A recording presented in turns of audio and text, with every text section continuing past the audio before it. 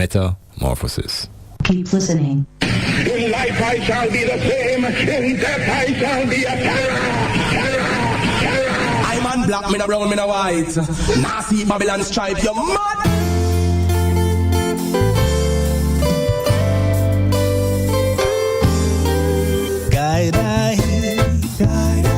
Guiding I eternally. Guide I. It's the voice that sets me free. Guide I.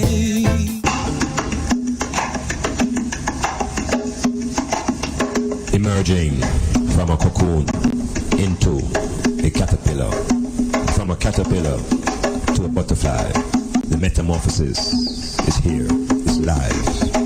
Metamorphosis.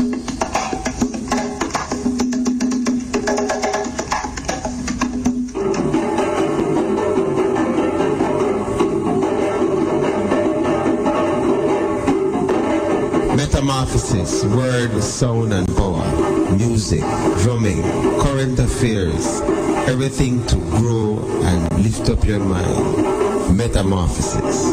No more youths and youths for sale. We get wise and don't decide to change their style. Bobby wrong, keep your empty promises and your crooked smile.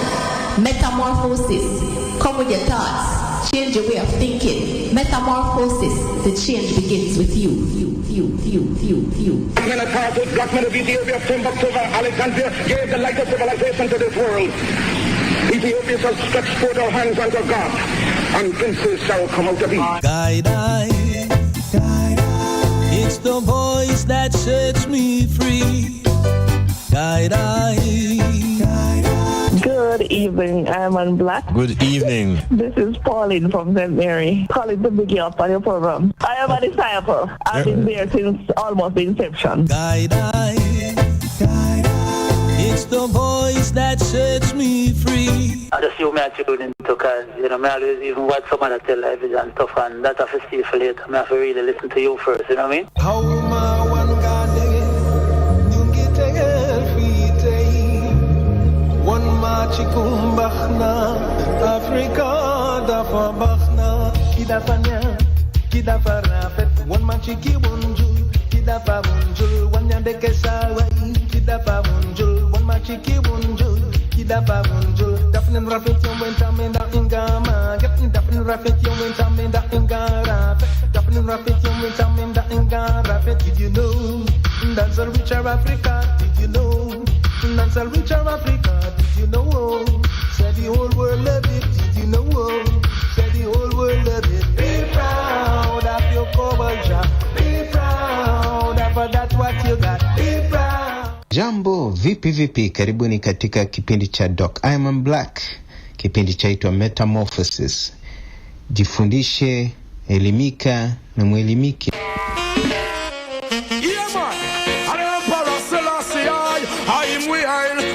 The mindset of there's never quiet. That's the part I love me very. Yeah, man. And Emperor Selassie, I am weird. The mindset of there's never quiet. That's the part I love me very.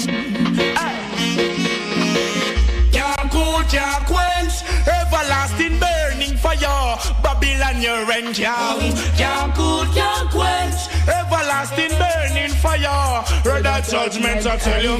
Can't cool, can't quench. Everlasting burning fire. Babylon get rent, can't cool, can't quench. Ethiopia, mature desire. Babylon, they know is it you get your food to eat and yet you find it hard to feed another youth that come up at your feet. They know is it you always a strive and yet you find it hard to show another get so you tough to survive. That's why your King Selassie I will praise. Run the tell Pharaoh, him city they go bless. Me know a king or a suffer right up on the throne. Babylon, we the dash brimstone. The one on name can't cool, can't quench. Everlasting burning fire. Babylon your rent, can't cool, can't quench. Africa mature desire. Black clearance, can't cool, can't quench. Everlasting burning burning fire. Babylon, your rank, hey. Can't cool, can't quench. Africa, my true heart desire. Red that judgment. Bigger to you, some put them in a the pit. Them judge and them two with us. Green and a grit and all them police and them soldiers said them ready unfit. The sniper, the Blak say, him not shoot and miss the Black right kingdom. Stand for equal rights and justice. A true human rights. Where a government none miss. Rastafari did no say. PJ or the false on hypocrite and them a go bring Bruce Golding fi make a big devil switch. Well, Rasta drop Siaga in the bottomless pit. Now follow the evil. Metamorphosis. Metamorphosis. Metamorphosis. Rastafari, abolish slavery right now. Pharaoh let my children go. Hey. Africa prepare, cause I'm coming home. Black man prepare, cause we going home. Africa prepare, I and I coming home. People prepare, cause we are going home. The joy you bring you, my song I sing you, the fire within you, the struggle continue. Let's just begin you. We got to win you, prosecute and trim you, still praise the king you. Got to be bold and brave, they call you. Settlers, they call you. Free slave, now look at you. With the length of days, give praise. Fire up, we blaze. Africa prepare, cause I'm coming home. Black man prepare, cause we going home. Africa prepare, I and I coming home. People prepare, cause we are going home. No equal rights, not justice. No schools, no jobs, the more they use them focus. They do some farming, they get up, they blow, and we focus. Babylon can't touch this. Look to the east for the crowning of your king. That's the way you all should go. Best most I ever live in God a place. And I'm living in a by flow. Metamorphosis. Cause I'm coming home. Black man prepare, cause we going home. Africa prepare, I and I coming home. People prepare, cause we are going home. That's when their propagandas, because they want to start a thing. And the backstabbers, they slander and they touch all sort of thing. No, I'm the light of the world. What a thing. Bundum Rome, Bundum Babylon, they can't stop fighting. They always fight us. Them not go make me frost. I come to lead the mass. All them a chat, our redemption, I want. Bubbles and teeth, the repatriation. Away from Africa, with the intention to steal our culture. The good father passed by and said, humble yourself, my children. Humble yourself, my little one. Humble yourself. Oh, my brother,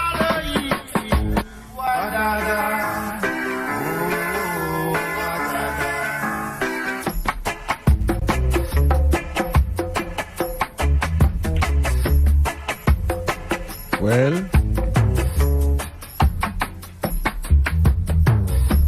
first they were 32.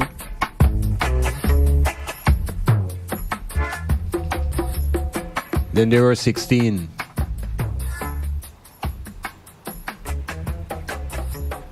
And then they were 8. No, there are 4.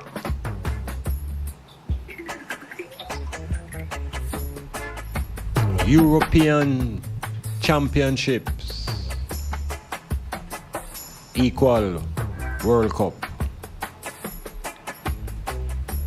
4 nations remain. 1 continent. 4 European countries. What does that say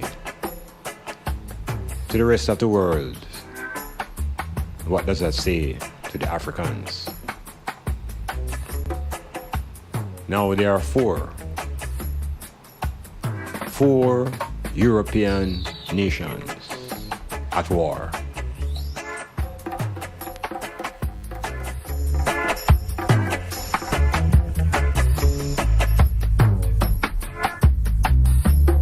Three colonial powers.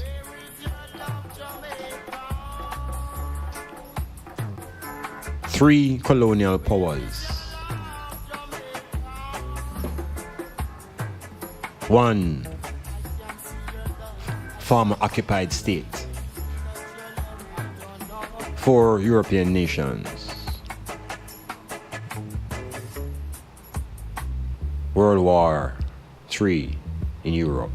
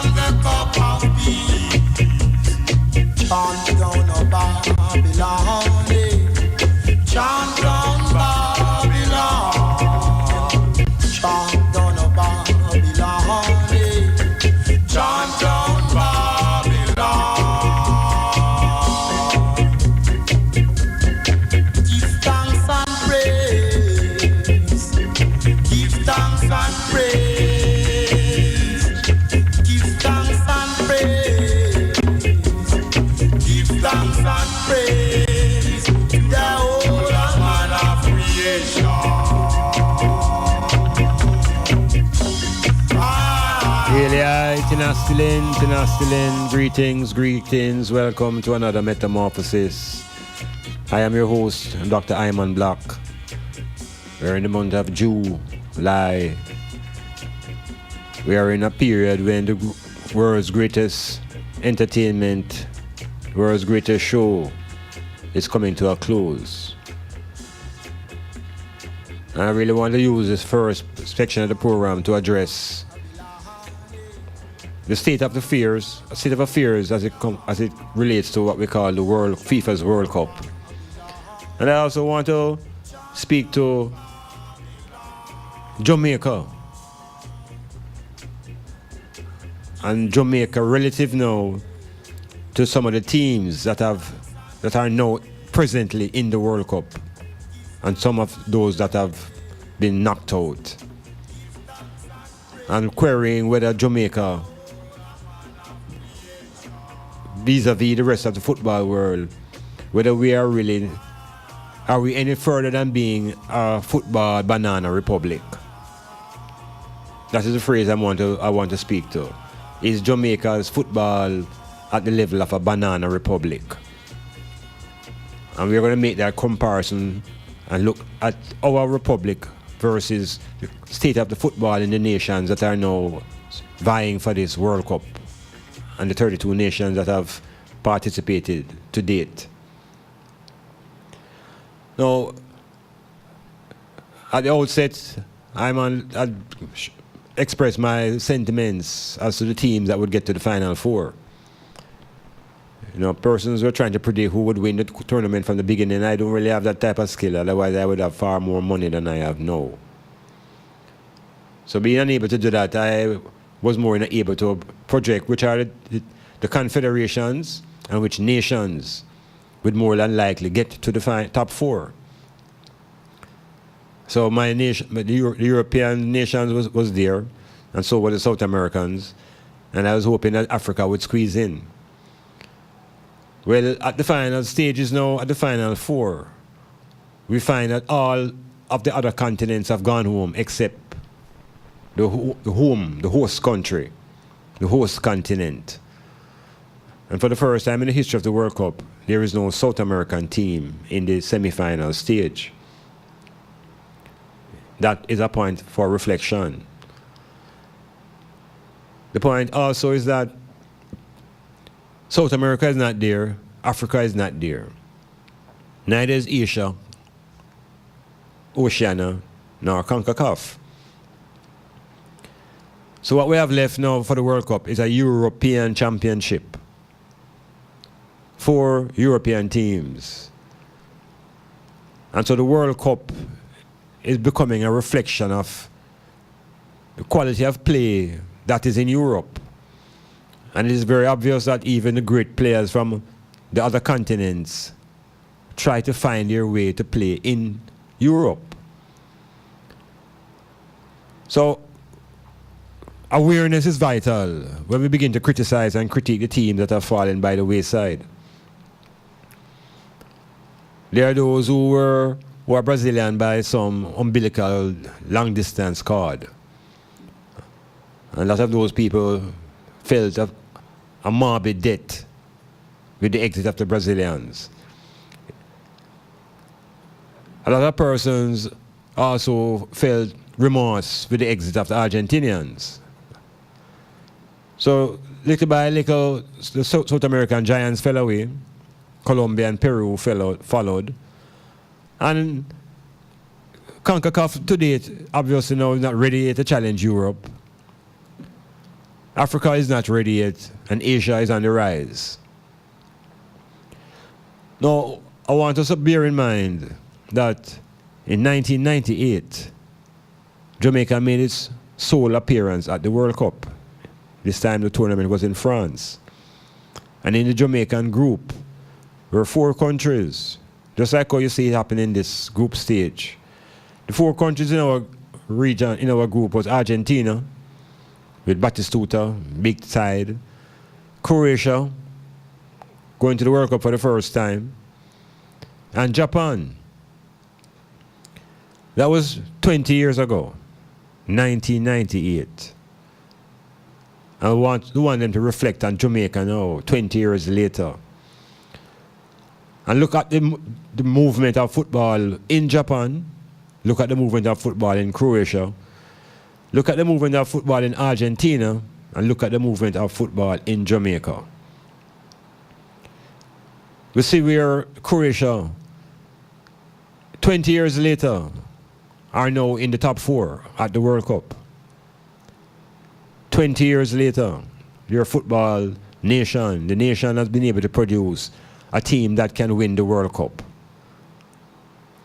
The people of the United States now are asking questions of themselves because based upon the size, they can't understand how a small country like Croatia can be in the top 4 and a large continent like America can't get into the group of 32. What is it that makes a football nation a football nation? And what makes a nation a football nation? So it's not necessarily about size. We can also look at the Japanese and what they have done since 1998 to where they are in 2018. What is it that is happening in Japan and Croatia that Jamaica obviously has missed the boat on totally? We look at the Argentinian football. It is in a slight decline because they barely managed to get out of their own confederation. They got out on the last day. So obviously they weren't up to standard to challenge the top European teams. And it was very evident at the World Cup. So it's one thing to observe the football through the lens of emotions, but it's another thing to approach the analysis from a scientific perspective. And so I'm going to draw up the Jamaican people now to ask themselves the question, what has happened to Jamaica over the last 20 years? If the Japanese can do what they have done and get to where they are since 98, and the Croatians can do that, and the Argentinians, even though struggling, still get there, what is it that Jamaica has not been doing, or what is it we have been doing for 20 years? why we're going further and further away from getting to a World Cup. These things require inquiries. It's like how them set up inquiry for every little political mishap and shenanigans. We need inquiries when there's major sporting blunders. Because the leadership and the vision, or those who lack vision, must be brought to the level of being accountable. That's why we want to query now whether this football now is at the level of a banana republic. Renee Simowes brought us to the third world. And I'm suggesting that over the last 20 years we have slipped to maybe 2 worlds. And is it a reflection of not just the political football direction or type of governance, but is it a sign of the entire way we govern ourselves at all levels? So the inquiry that we want is into the nature of the last 20 years with the football. And compared to what Croatia has done for 20 years and the Japanese. And what is it they're doing to keep their game rising? And why is it with all this quote-unquote talent and this island of experts? I have never seen and heard so many experts on one topic, on one island, like I've heard this World Cup. Everybody is a football expert. That it makes those who do understand the game can't figure out now why we're not at the World Cup with all of these experts in the country. What is it that is holding down Jamaican football, Jamaican psychology? What is holding down the nature of our society? Is it just because we enjoy just talking? Or is it a type of leadership that is lacking? We got a glimpse of it in 1994 to 98. We got a glimpse. And there's been no effort to repeat that. So we're going to continue to explore as we go through this powerful entity called sport. Because it's not idle play. Sport is far from idleness. And games are not idleness per se. They are frameworks for expression. And the games that a society play, when it reaches levels of organized sport, begins to reflect the society in which a game is located. So we're going to have a little more reason into sports in general and speak specifically now to this, the sentiments that are being carried in the Final Four. Do we have an obligation to respect our racial history? And can we carry that into sports? Because in this Final Four, we have 3 colonizing powers: the French, the Belgians, and the English. Should African people, black people now support these teams? But then they're going to tell you that these teams have African players in them. Does that make France an African team? Or is it not the French having access to the talent that they have exploited and extracted out of Africa? We need to wake up ourselves and not be caught into the fantasy of thinking that these European teams are any reflection of Africa because Africans are in the team. We continue. Metamorphosis.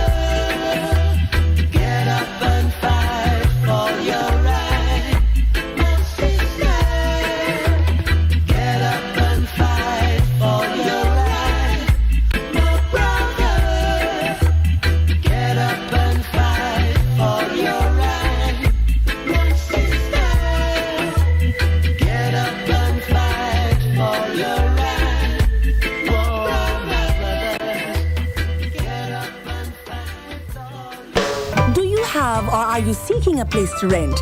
Seeking employment or have a job vacancy? Are you selling a car or having a garage sale? Then come see us. Let Styles do the advertising for you and you'll be on your way in no time. Contact us at 876-286-9216 or 439-5160. Advertising Style. Advertise with Styles. This is Shauna representing for DJ Prestige with The Hotline, where new music gets the spotlight. On Styles FM 96.1, 96.5, 96.7. From 9 to 1 p.m. each and every Friday morning. Prestige. Do it now, baby. Customers of Knutsford Express will now be able to travel directly from Port Toonie to Kingston via Junction with a rest stop at Paul Wells gas station in Otter Bay. Services include 2 departures, Mondays to Saturdays, and 1 departure on Sundays. Ticket prices are as low as $1,850. Early morning services will also be offered to cater to passengers with flight arrangements, meetings, embassy appointments, or just to conduct general businesses. Travel with ease and in comfort. The Knutsford Express. Leave the driving to us. Guess what? Styles FM has a new business number for you to call, text, and now WhatsApp. 518-2399. To advertise your business and events, call, text, or WhatsApp us on 518-2399. 518-2399. Don't forget, 518-2399. Remember Styles FM on social media. View us on YouTube, Styles FM Radio. Follow us on Instagram at Styles FM. Like us on Twitter at Styles FM 961. Become a fan on Facebook, Styles FM 96.1.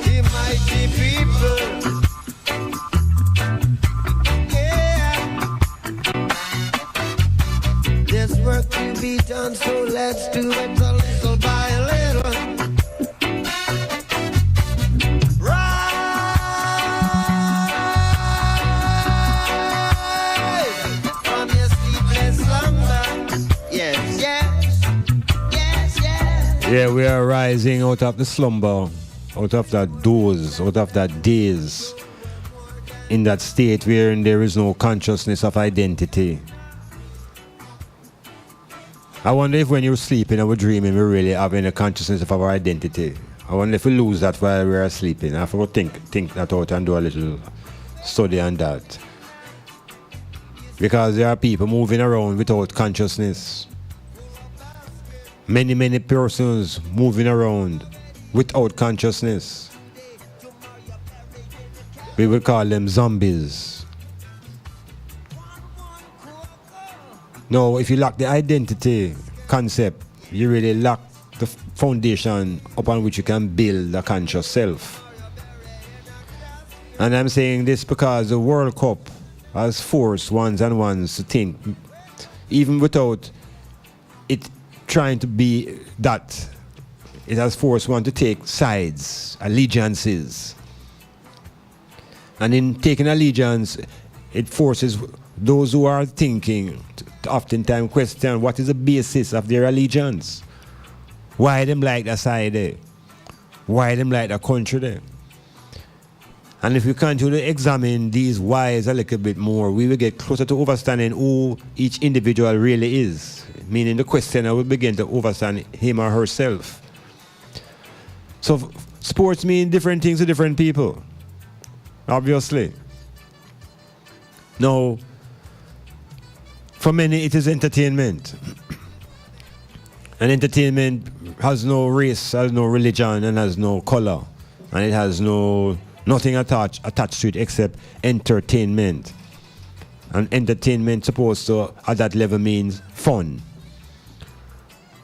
But you see, if you begin to examine what is fun, fun is relative.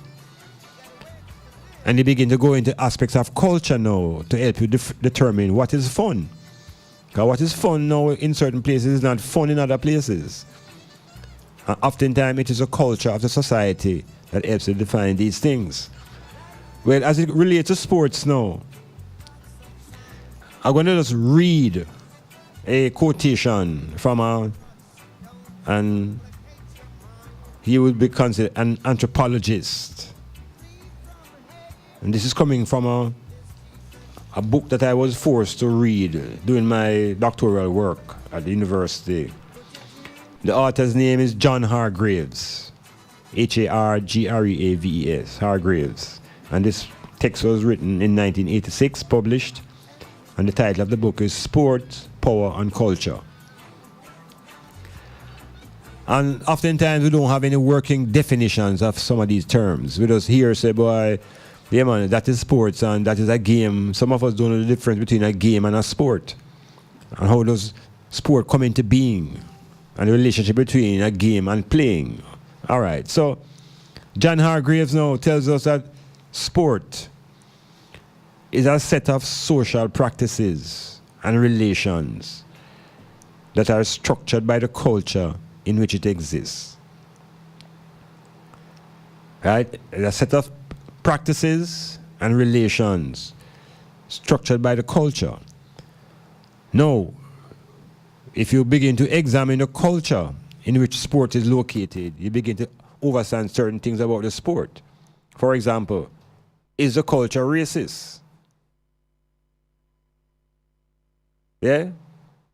Because sooner or sooner we begin to realize that there are certain things that are attached to sports.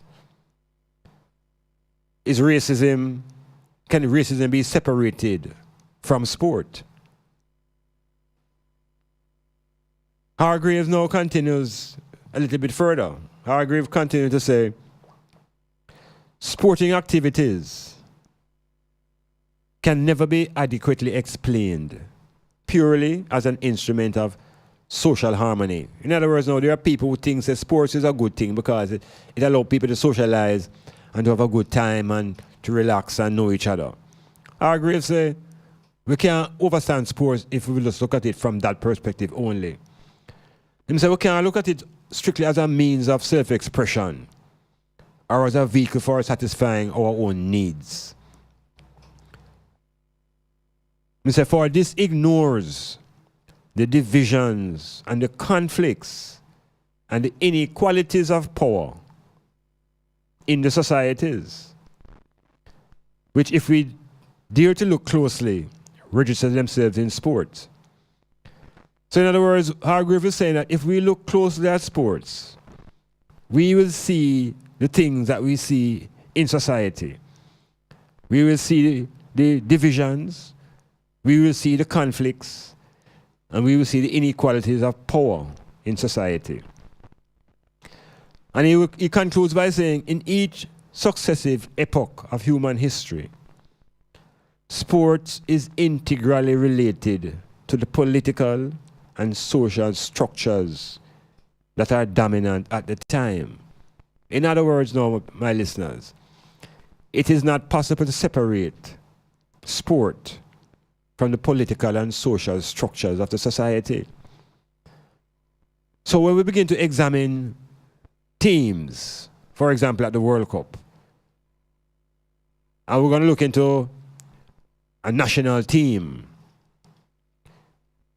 And we look into France, that is now in the Final Four. And we see a lot of black people rallying behind France, even those whose team got knocked out earlier, and such and forth. Down to the Final Four, there is seen to be some affinity now between the black people and the black athletes. This is sort of natural. Because I tell you, if you watch a boxing match and a black man fight a white man, there is something in the black people in the audience. I call it racial affinity that make we gravitate towards each other. And we begin to support the black man in the ring. Because we become identified with the performer. And in that identification, we take on the racial identity, and we associate with the racial identity. And so when Jack Johnson in 1904 or 1908 won the heavyweight championship of the world, it was a victory for black people. It was a psychological victory taking place in the dimension of sports. So it reveals a lot of inequalities if you examine sports closely. And some of these inequalities and power issues now come out in the World Cup, wherein there are countries that are not powerful in their association and relationship to FIFA and the rest of the world, and that when decisions are made, tend to sometimes favor those who have the power already. So when we look at France, and people now are saying, well, France full of African players, so they might defend the black man them in the side. But for careful now along those lines of reasoning, because France still remains France. France still remains a racist society. France still remains an oppressive society and a colonizing force in Africa today. And the same thing could be applied to the Belgians, and the same thing to the English. In the English team, there is a Jamaican-born player. So this creates a sort of vibration now at the level of national identity. So there is racial identity and there is national identity. And there are a lot of Jamaicans from all around the world who will associate themselves with England because they can identify with Raheem Sterling. Now, all that is good, you know. It's just a matter of being conscious of how you're applying your emotions to these sporting events. Because it's not healthy that when you end these tournaments, you can't eat because you're so sick because of how your team didn't perform and your pocket broke because of how you spend. So we have to look into these teams and realize that African teams, if they had the wealth of these European teams, would be there too. So I'm saying resource plays a great role in taking a team to the World Cup. National resource. And Jamaica in 1998 were able to converge our national resources to a single point and get a result.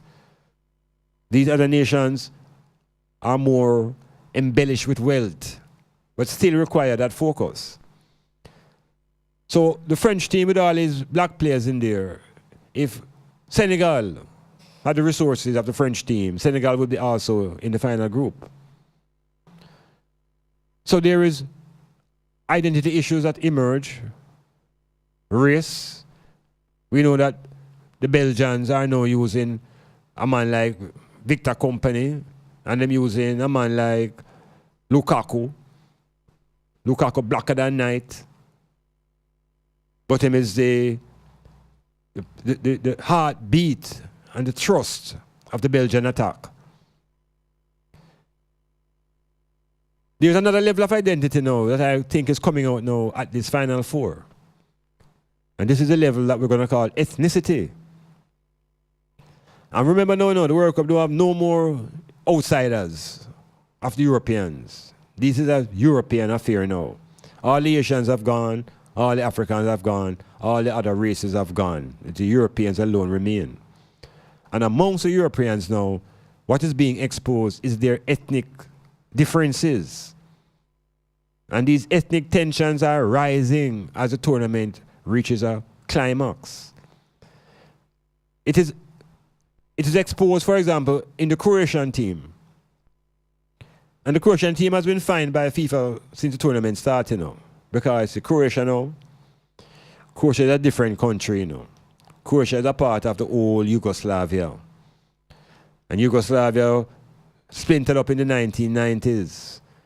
And so you have Slovenia and Bosnia and Croatia and all of these various countries now who have declared themselves independent, but still under the influence of Russia. So the Croatian players, in their celebration, lick out against the Russians and then behavior in the Ukraine and then behavior in the Crimea. Because these players now have relatives and family coming from these places. So the tensions, the European tribal tensions that they tell us only exist in Africa, it is mounting now at this World Cup. I'm glad to say it's just them alone there now. It's them alone now, and them will show away them true colors. The hooliganism attached to European football is in Moscow, you know. It is in Russia. And the English fans are beginning to demonstrate them hooligan behavior. Them already start mash up restaurant and certain things, you know. From the moment they defeated Sweden, them start on a rampage. The Russian hooligans now, they might just respond now like how Russia get knocked out. So the tribal ethnic differences of Europe is on full display at this World War stage. This is a war between the Europeans, the old colonial powers, and a new state in Croatia. Croatia versus England, and Belgium versus France. At the level of football, the Belgian team is very explosive. The French team, smooth. And these games seem to go into extra time as all teams are able to score on each other. So, out of my original group of 5 to get to the World Cup top 4, 2 teams are there. The Belgians have made it and the French. Joining them from the outside now is the English and the Croatians. And I tell you that them now, Croatia, coming out of old Yugoslavia, people have to do a little research on Yugoslavia and the powerhouse that Yugoslavia was in Europe, both at the World Cups and at Olympic tournaments. There was a time when the Yugoslavians were considered to be the Brazilians of Europe, based upon their high level of technicality. And that is what the Croatians are still manifesting. High levels of technicality. And so to me, it's a very, very, very nice team, wearing the black and the blue. Whenever I'm on forward in this program again, there should be just 2 teams left. I want to tell you so. The tournament will be over. Because that next Sunday now will be the final. So we're going to observe this build-up now to this final match tomorrow, semi-final game tomorrow. And the following semi-final match. Watch the VAR. Pay attention to things that are happening around and outside the play field.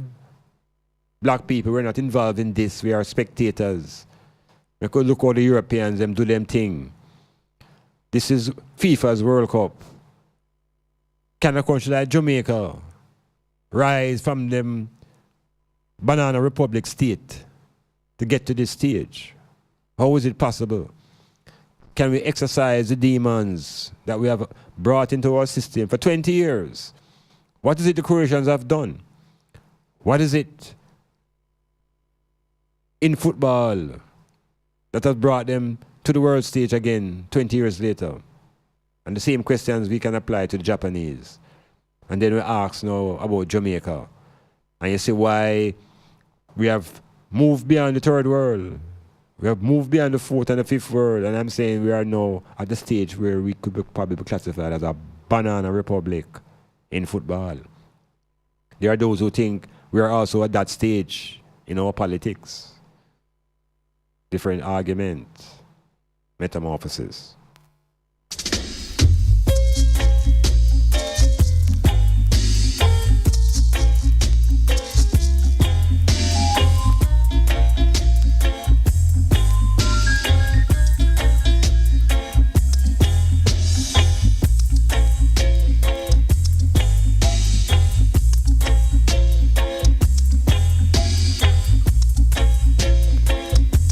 Outside of America, international football has strong connections to patriotism and national identity.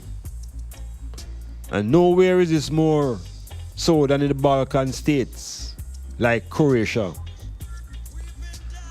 where the line between politics and sport is less defined and sometimes altogether non-existent. So when they are trying to tell us that politics and sports should be separated, long time I'm on that. Because we see we're in places like even the Balkans, where there's almost no distinction between politics and sports. The political, social, and ethnic divides that carry over from the conflicts that shape the region following the demise of the Soviet Union still exist today. What am I say? The political, social, and ethnic divisions from the conflicts that shaped the region following the fall of the Soviet Union, those still exist today. And these ethnic divides are surfacing at this World Cup. We may not be conscious of it from a distance because we just watch a ball of bombs. But a broader awareness is important as we watch this world war unfold. It's a war of European nations. Should Africans be really investing their energies and time in this war? And should we not be directing maybe more of our energies in building our infrastructure, our basic needs, and low this FIFA world? What says thee?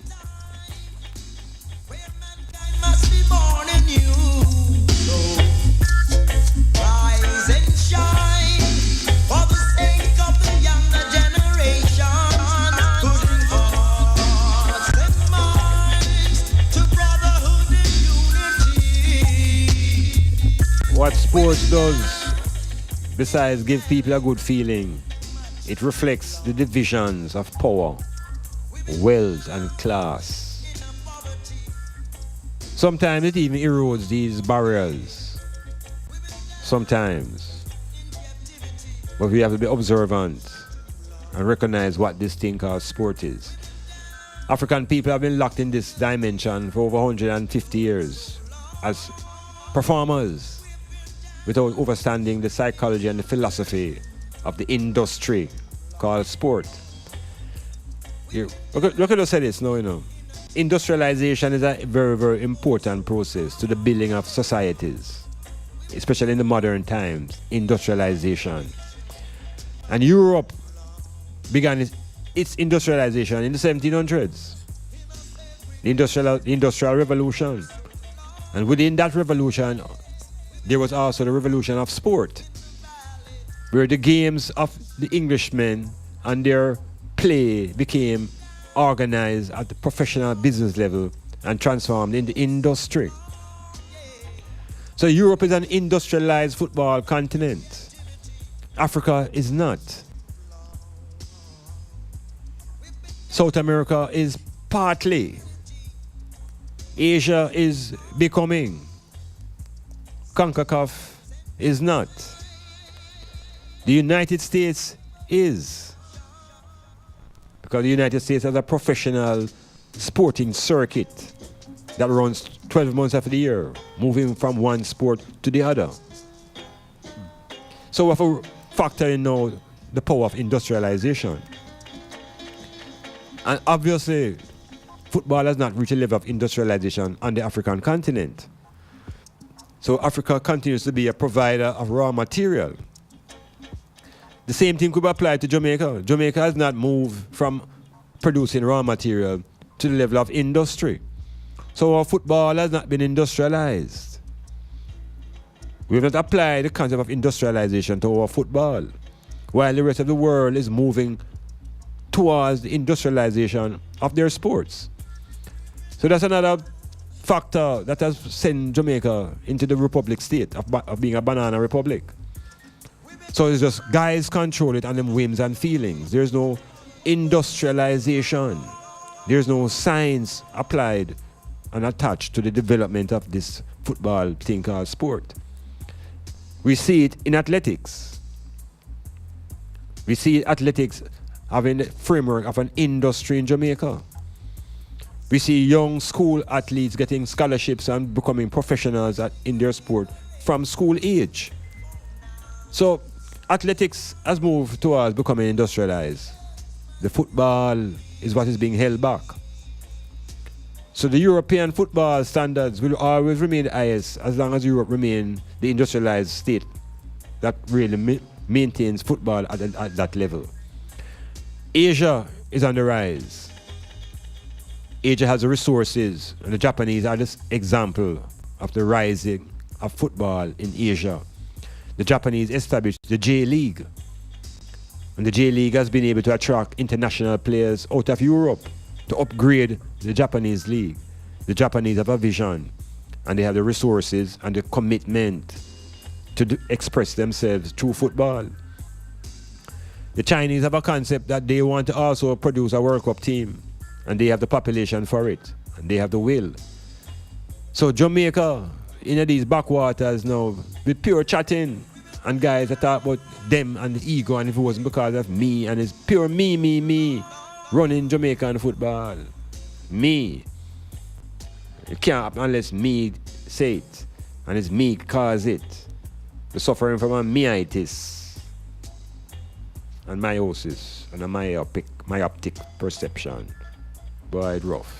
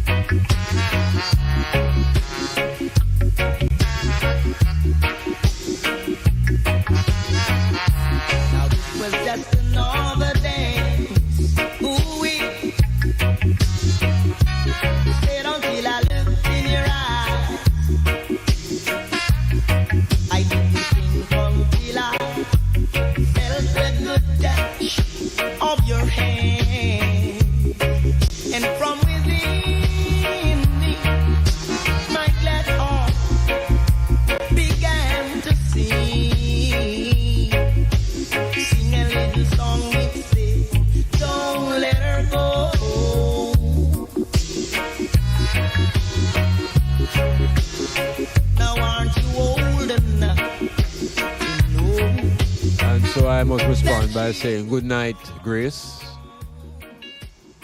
How's things in that place over there? Atlanta? In the hills of Atlanta?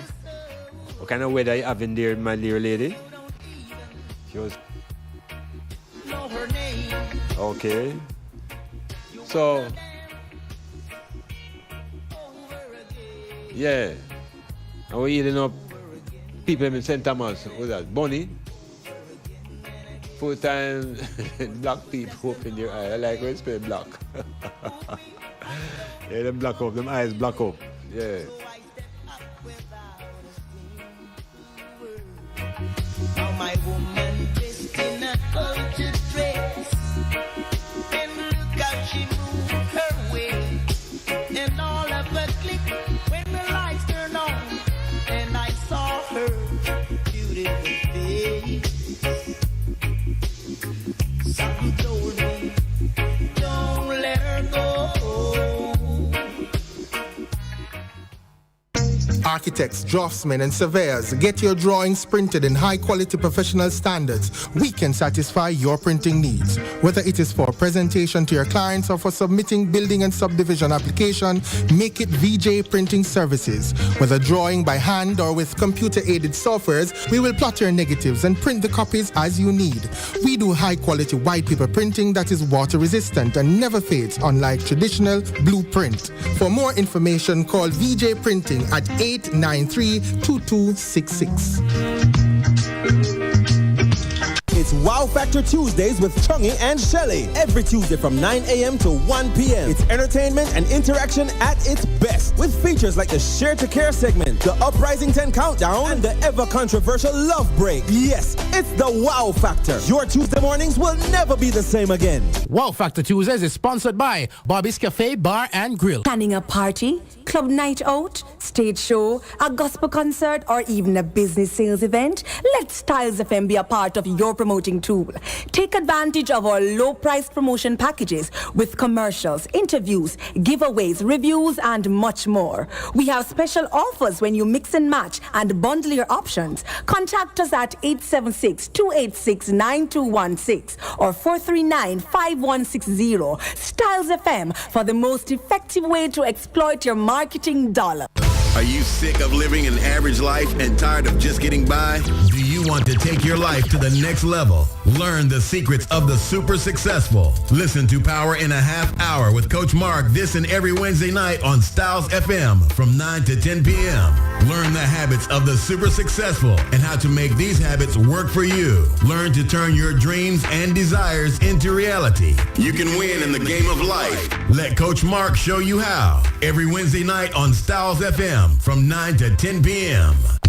Clifford Guest House, sponsor of Metamorphosis on Monday nights from 9 p.m. to 12 midnight with Dr. Iman Blak. Located at 15 Queen Street, Port Antonio, that's Titchfield Hill, they offer accommodations for up to 1 month. Call them at 285-0610 for more information.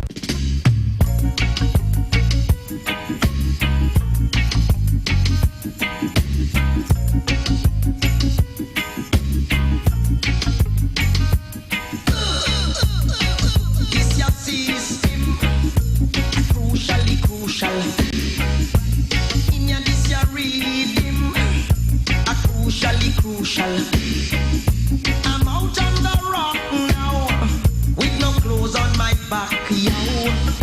No shoes on my feet now. I've got nothing to eat, yo. Not even liquor flour. Crucial. To mix little dumpling. Crucial. Said no rice. Crucial. Do not lick a Sunday rice and peas. Crucial. Crucial. Don't touch the crucial. Whoa, it's crucial.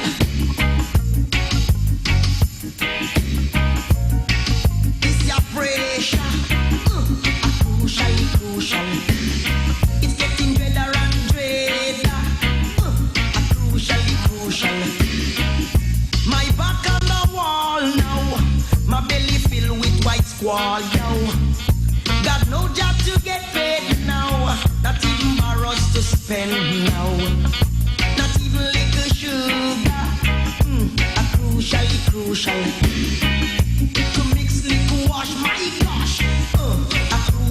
Crucial. No bread nor butter. Crucial. Can't even crucial.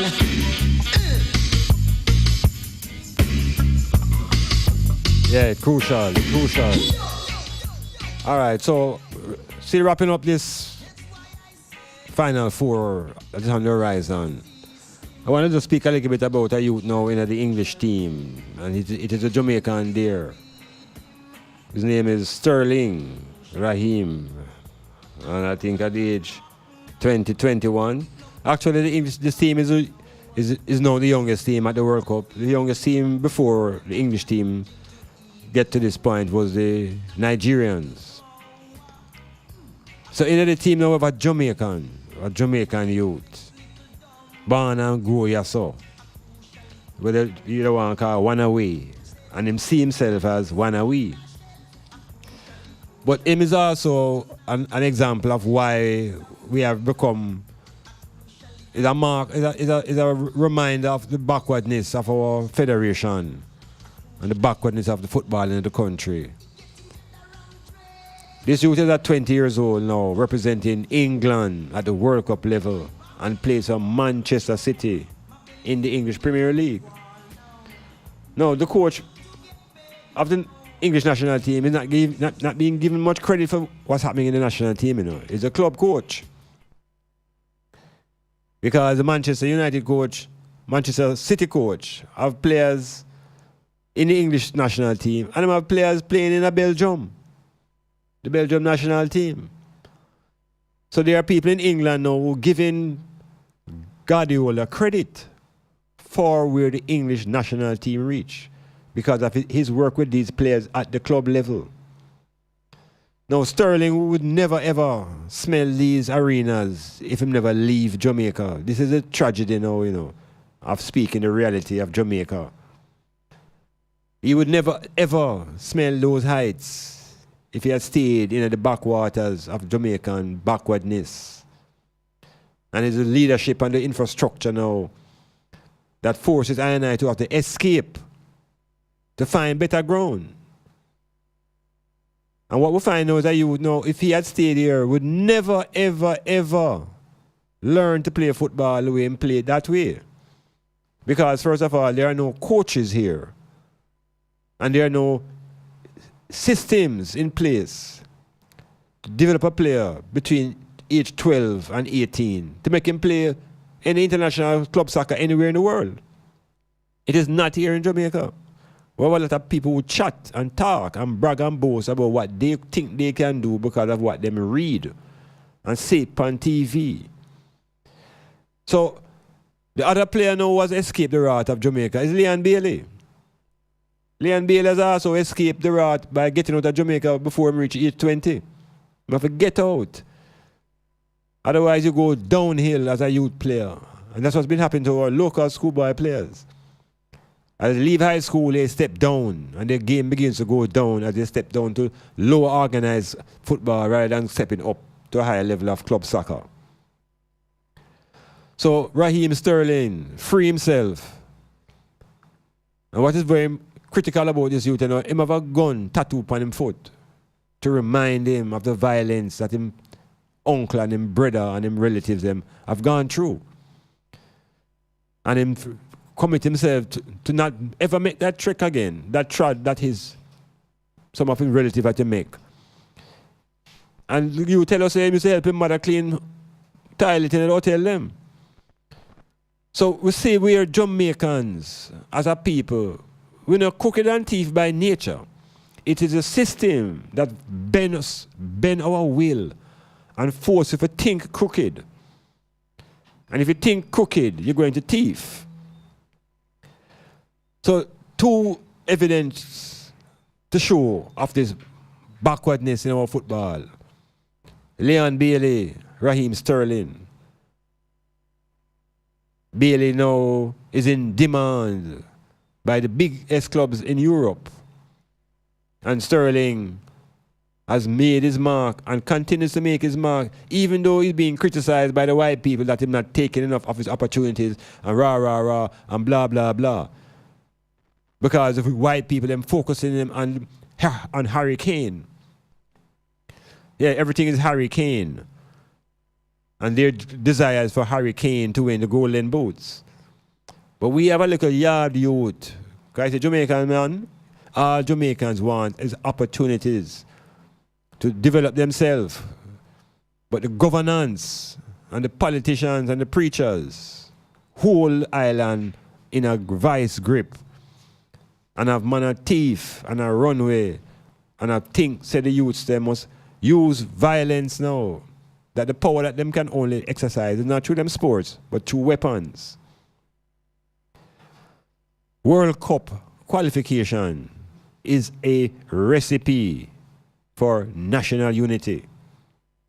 This is a point that I came to conclude in my thesis, that World Cup qualification is a recipe for national unity. And when you see a society or a country not working towards qualification for its national team, they have no interest in national unity. Remember I tell you that. They were shocked in 98 that national unity was achieved through World Cup. They didn't know it was going to happen. It was a first experience and it frightened them. And so from 1998, from 2000 onward to 2018, is backwater we're into. Backways approach, moving further and further away from how the game is played at the highest level. And now we have some little guys calling themselves in Jamaica coaches and analysts and experts and talking formations and all kind of rubbish. Theoreticians who have never even played, don't know the difference between tactics and strategy. And all of these experts have come out to justify what I think, that we're really a banana republic as it comes to football. Because anybody now can be a coach and anybody can be a manager. All it requires is that you have a connection to some money and you become a manager. You ever hear anything like that? I have no clue about the game.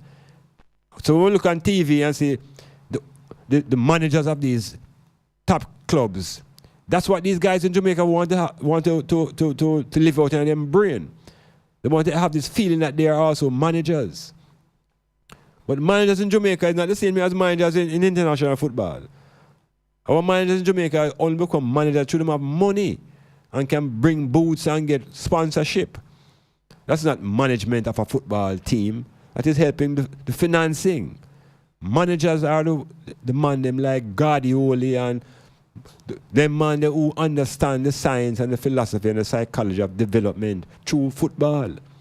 We don't have that here. We have a president who has replaced Borrell, who I don't know where him come from and what he knows about football. But suddenly he's the president. And making decisions about things that he knows not about. So, in another 25 years' time, possibly, before Jamaica can challenge in this region. Because first there's the Caribbean, and then there is Central America, and then there's North America. Hurdles to cross, and there's no investment in infrastructure. There's no care. It's pure me. Me is the head coach here, and it's me. And the evidence is that the players leave the island and upgrade themselves, and the coaches don't. Coaches stay right here in Jamaica and talk. And where the game is being taught at the highest scientific level, our coaches are not there. So them don't know nothing about the culture of football. Spend time talking about formations. They know not about the culture or the psychology of motivation. Enough things absent here. Fifth world winner. But we have high chests. So, you know, always stay ready. We always just want the best. MetaMorphOsis.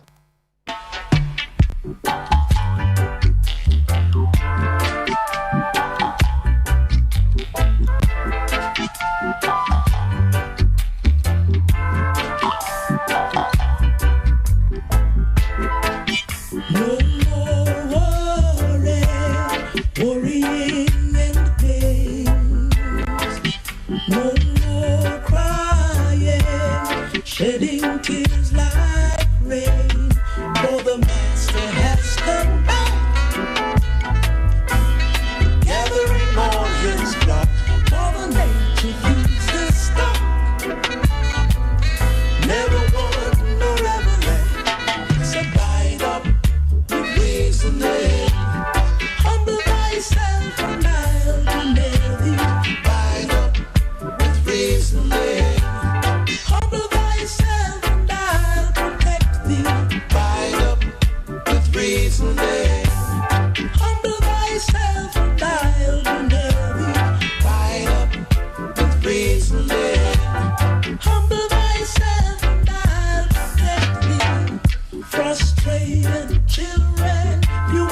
Creation was not in vain.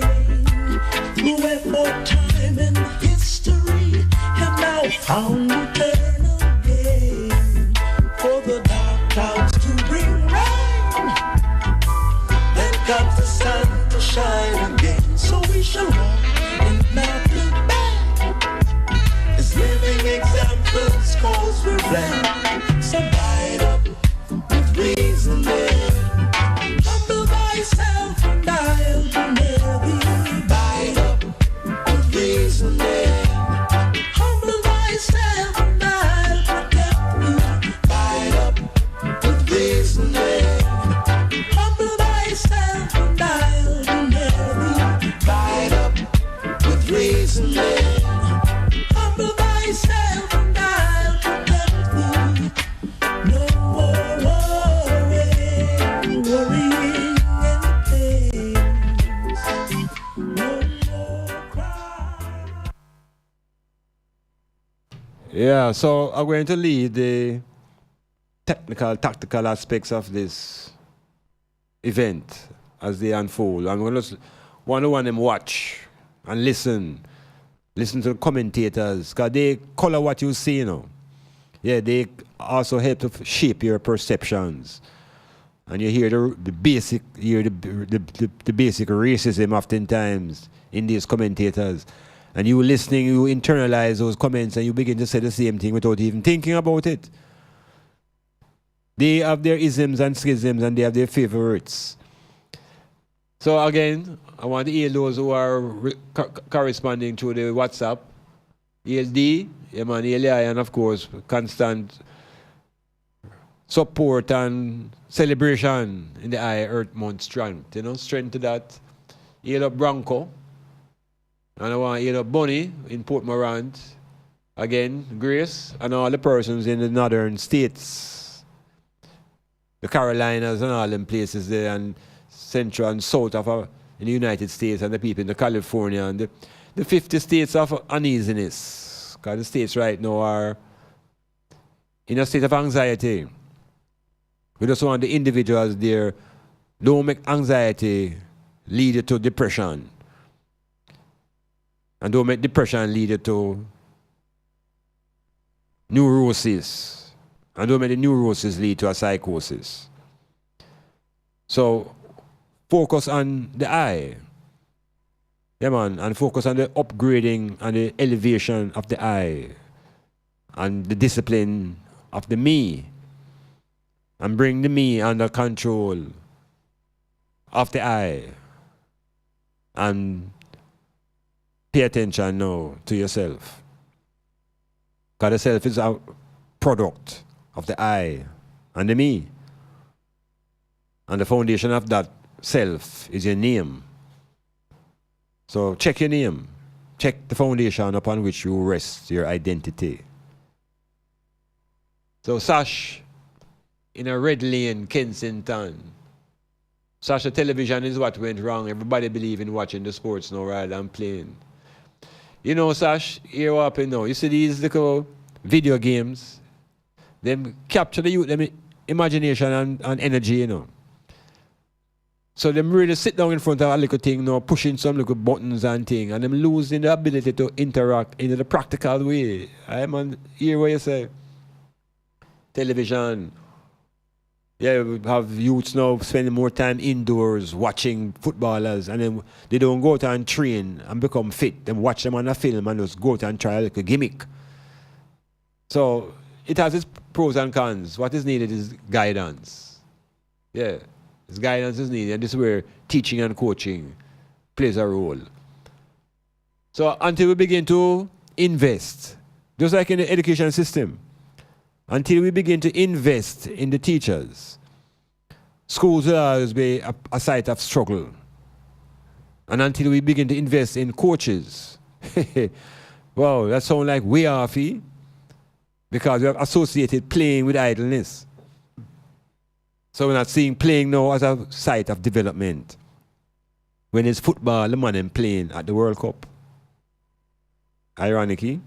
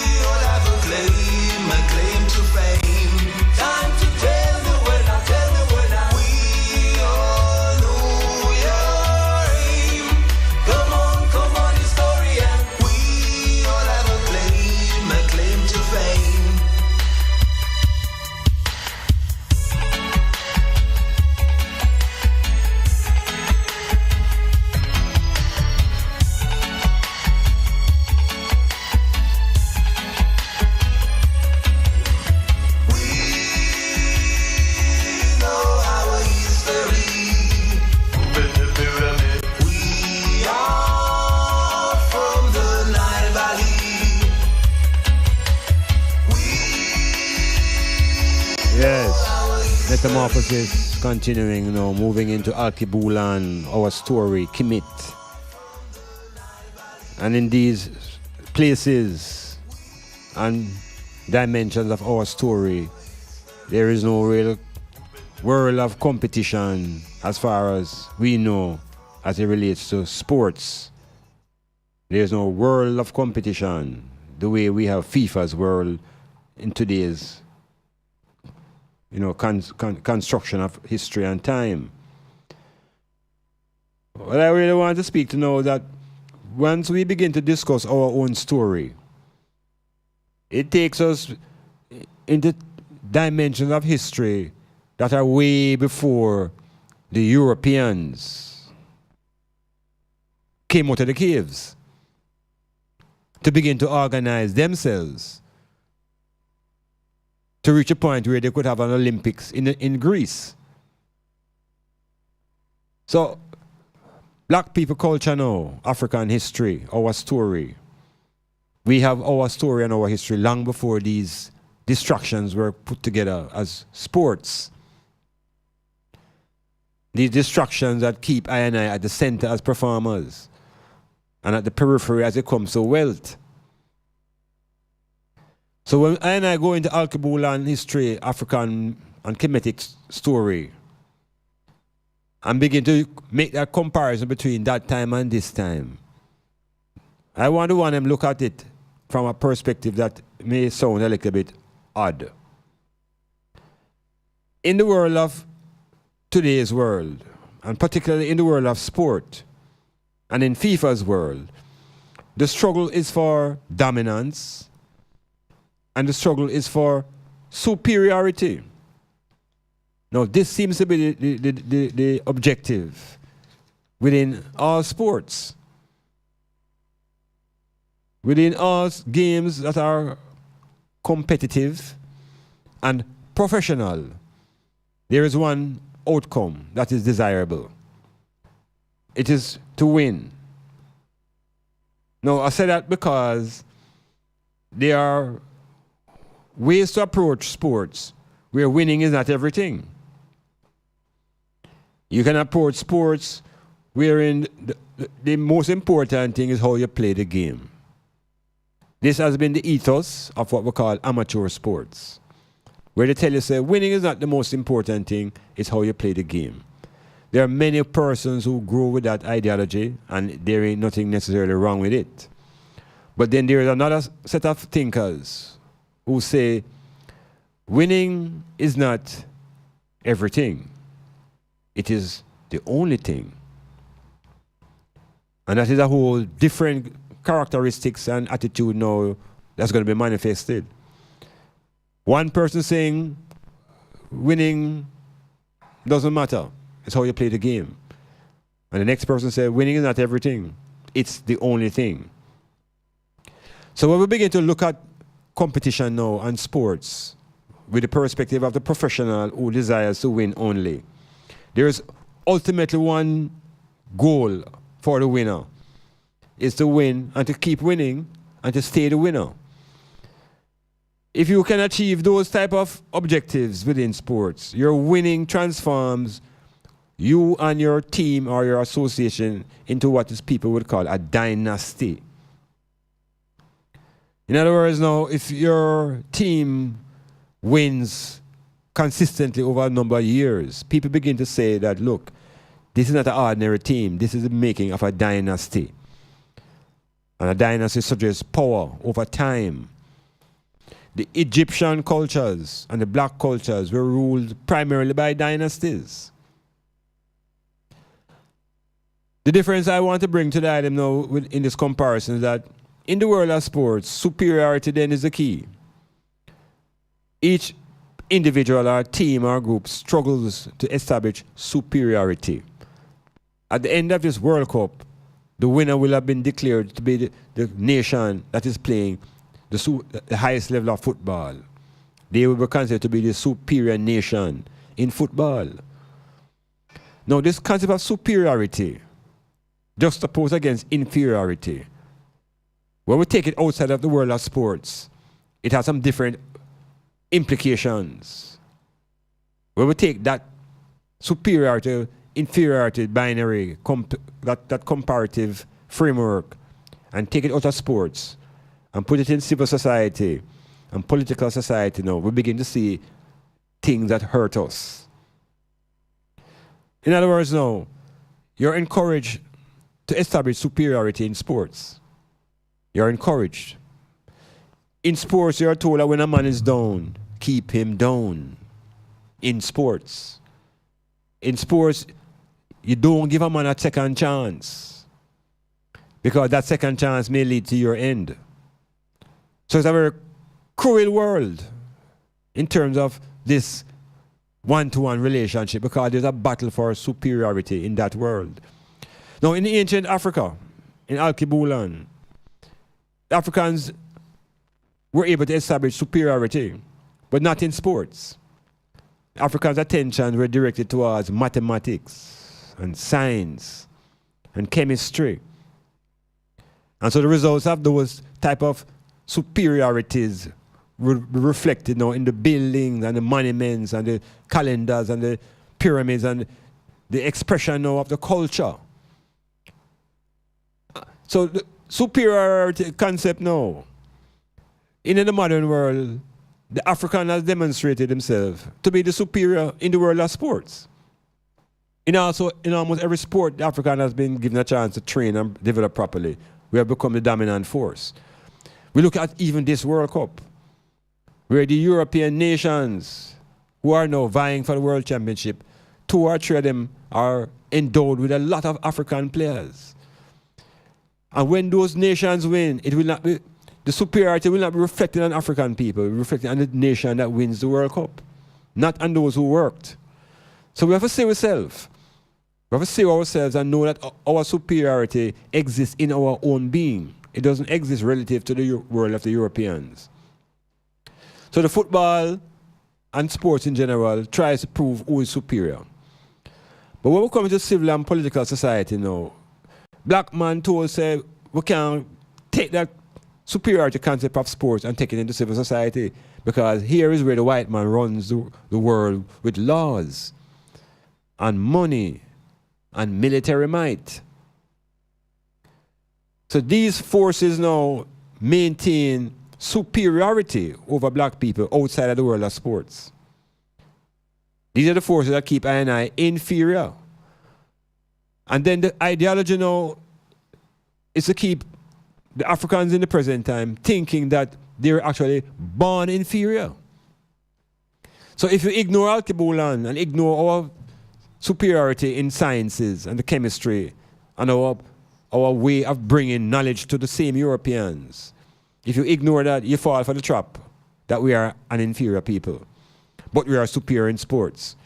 So what the European does now is introduce racism to justify his behavior. So he acknowledges our superiority in sports, but then he creates now some racist assumptions about our intellectual abilities. And he puts them beside each other and defines that black people now are intellectually inferior, physically superior, and generally inferior to white people. And a lot of black people walk around with these vibrations in them, feeling inferior to white people, and white people using certain situations in civil and political society to establish their point that they are superior. So the laws are created by white men. The monies are printed by white men. So superiority is transformed into power. Military, political, economic power. And in those conditions now, the concept of rights surface. And black people now have been struggling for rights in the civil and political society because of the oppressive nature of the system. So you need to have civil rights. You begin to start hear about human rights. And you start to hear about contestation. And then at the psychological level now, we are told that black is inferior and that white is superior. There are people who think that day and night symbolizes superiority and inferiority. There are those who read the King James scripture and hear the arguments that the God said, let there be light, and the light was good. And the light was made to rule over the dark. So the argument is that light is superior to darkness. And it goes a little further to tell you that not only is light superior to darkness, but light is white. And when you begin to hold those connections in your thinking, that light is white, and light is superior to darkness, then obviously your mind will tell you that white is also right. So, this concept of being inferior, we can purge ourselves if we reconnect to our true story. And if we look through the mist of civil and political societies and look at our dominance in the world of sport. And in the world of sport, it requires intellectual and physical combination to establish dominance. We just need to get that self-confidence outside of the world of sports and transform a lot of those sporting energies now into science. But then again, in the white man, they will say, science is obvious. I'm afraid of that already, so we're afraid of science. You see it? So if you're afraid of science, how can we become scientific? We will all be controlled by those who understand the rules and the principles of science. Sports is governed by principles. Football is a game of principles. Principles of attack, principles of defense. It's all scientific. We need to know. So knowledge is the key. And with knowledge, we can establish ourselves confidently. Metamorphosis.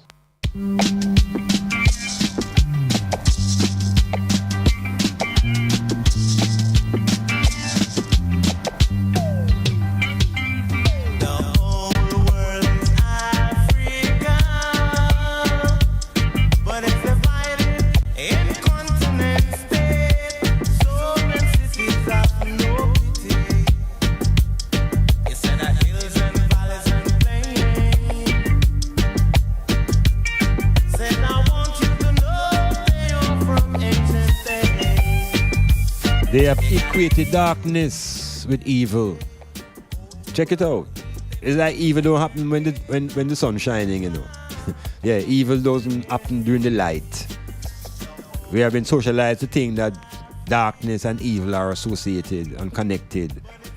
So you imagine now when you're told that your skin is dark, you're going to reject that concept because you're trying to escape being evil. It's the psychology we have to use to free yourself. Psychology of language, psychology of thought, things that we think that tie up our own brain. So the concept of inferiority and superiority, we have to blow that away and release ourselves of these inferiority feelings. Some of these inferiority feelings come because of the religious teachings. We are told that we need the blood of Jesus to remove sin that was committed by Adam. You hear that now?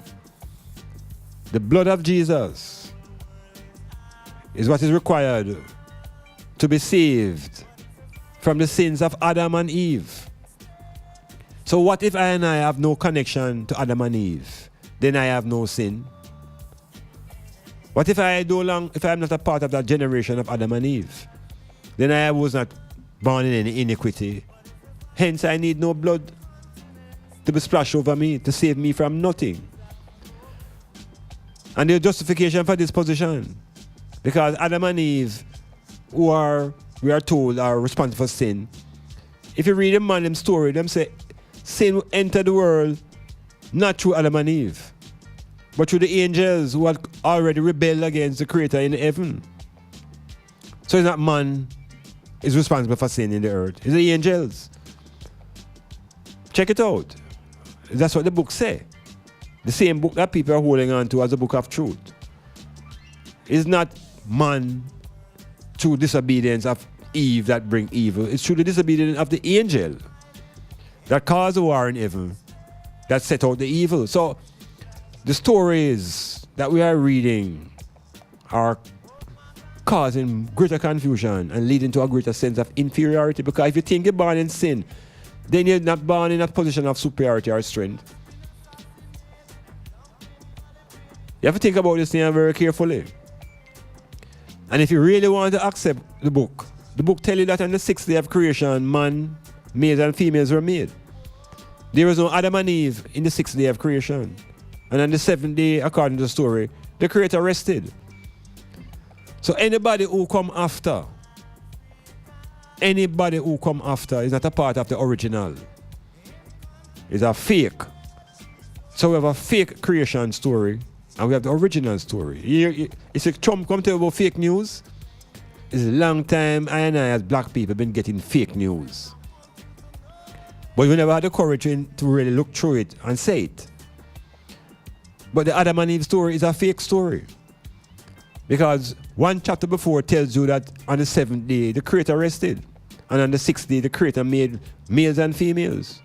There was no Adam and Eve made on the 6th day, nor on the 7th. So all of these bloodshedding for the sins of Adam's generation is not having nothing to do with the people of ancient Africa. They have nothing to do with the Oriental people. It has nothing to do with the Africans. It's a Hebrew conception of a set of people trying to create their own history and write their own beginning.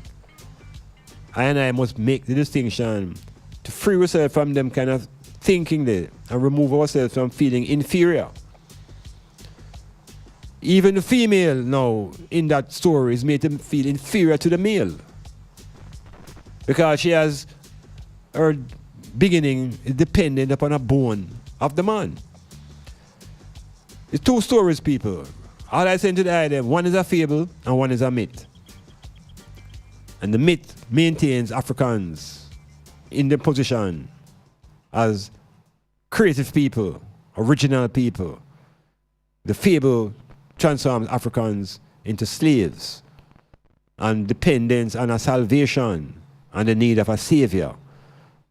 The Oriental man escaped that. So did the Indian. So we could reconnect ourselves to the original mythology. And we could abandon that fable that holds us in a state of inferiority. That I and I have been seeking salvation now from people who look like the slave owners, who keep themselves in a position of superiority because of them kind of teachings there. So, the inferiority complex, we have to find a way to blow it away. We have evidence of our superiority in the world of sports in the current dispensation. And we have evidence of our superiority in what we have contributed to what the world knows as science and technology, language and culture. I is no inferior.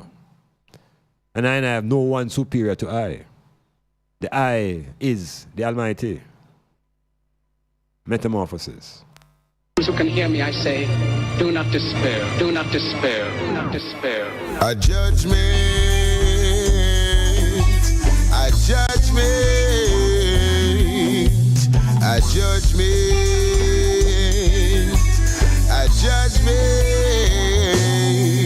I said this world was created in a circle, and true fear man live it in a square. And it a force and in a triangle, and it seems like some of us no care. But me say hell I go pop down, yeah. Come take a look in at the future. Hell I go pop down, yeah. If mankind no change them good behavior, them a go build more prison, cause the mobs them a go loot. Them a fi build more shot because them soldiers a go shoot. Them nah build no machine, nah no water boat, cause no man no want fi plant, but them want fi reap the fruits. Hell a go pop down, yeah. Come take a look in at the future. Hell a go pop down, yeah. If mankind no change them good behavior, hell a go pop down, yeah. Come take a look in at the future. If mankind no change them good behavior, no one knows the minute nor the hour, but vividly they go along misusing their powers, never satisfied, always wanting more, and the plight of the people they ignore. While them a run down, push me said the rat gone with the loot, and the big dog round the back, I go take away your boat. Cynical government a generate violence. Can't you see they got no conscience? Ella go pop down, yeah. Come take a look in at the future. Ella go pop down, yeah.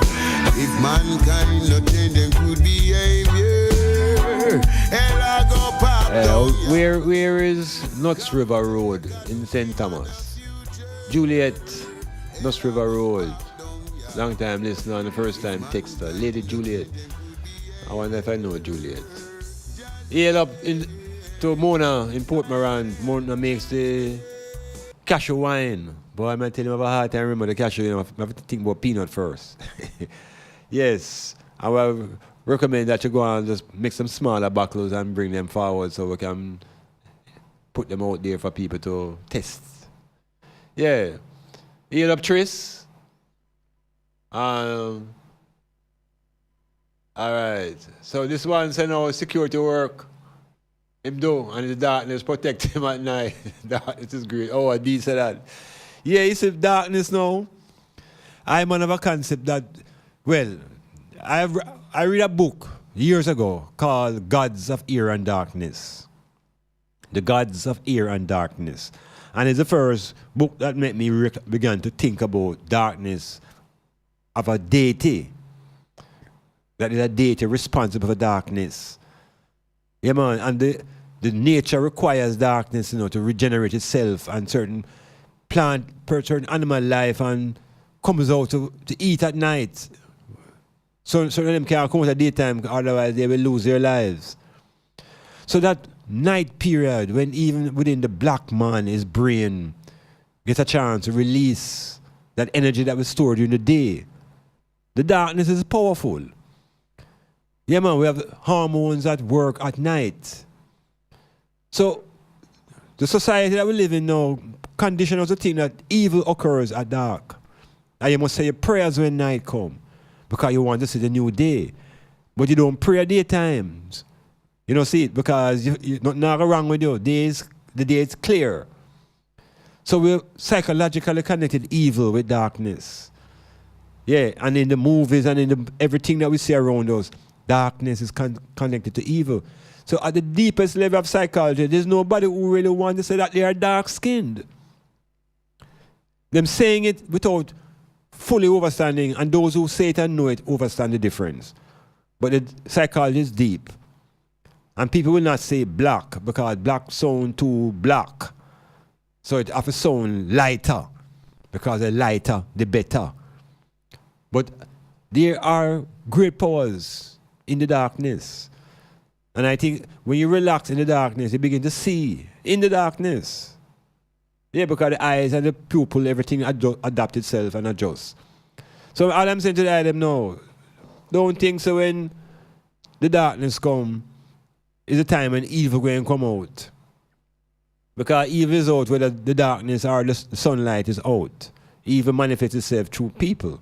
And wherever there are people, we can anticipate that type of behavior. It's not a state of nature that brings around evil. And then we hear that the darkness is fighting, the light is fighting against the darkness. And we have this concept of a battle going on between light and dark when they just simply complement each other. It's the same fast battle that I was having between the males and the female, where we simply complement each other. Light and dark within nature are not opposites. They complement each other. And so it is with I and I. Males and females. We have to learn to complement each other.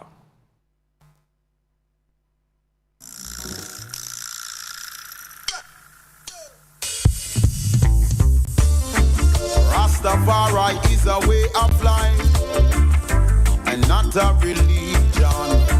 A tradition.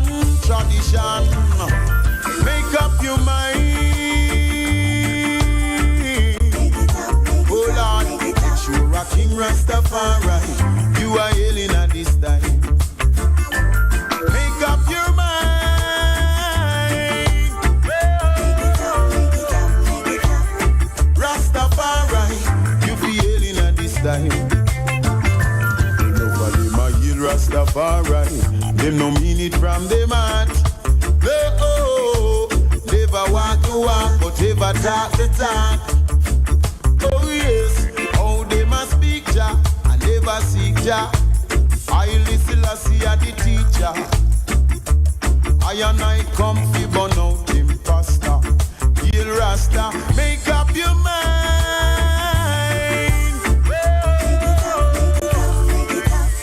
Rastafari, you be hailing at this time. Make up your mind.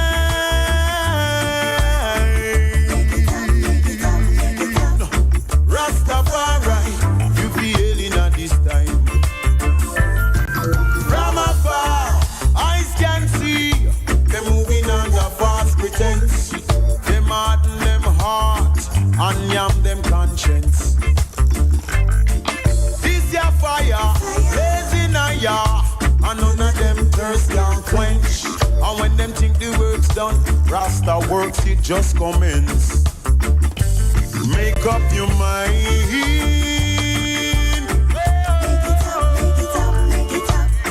Rastafari, you be hailing at this time. Make up your mind. Go down, down. Rastafari, you be hailing at this time.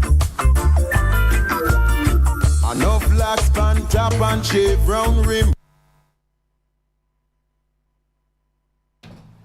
Yeah, Bushman say, enough I say Ras and them find themselves in a barber shop and a shape up and a trim and all them things there.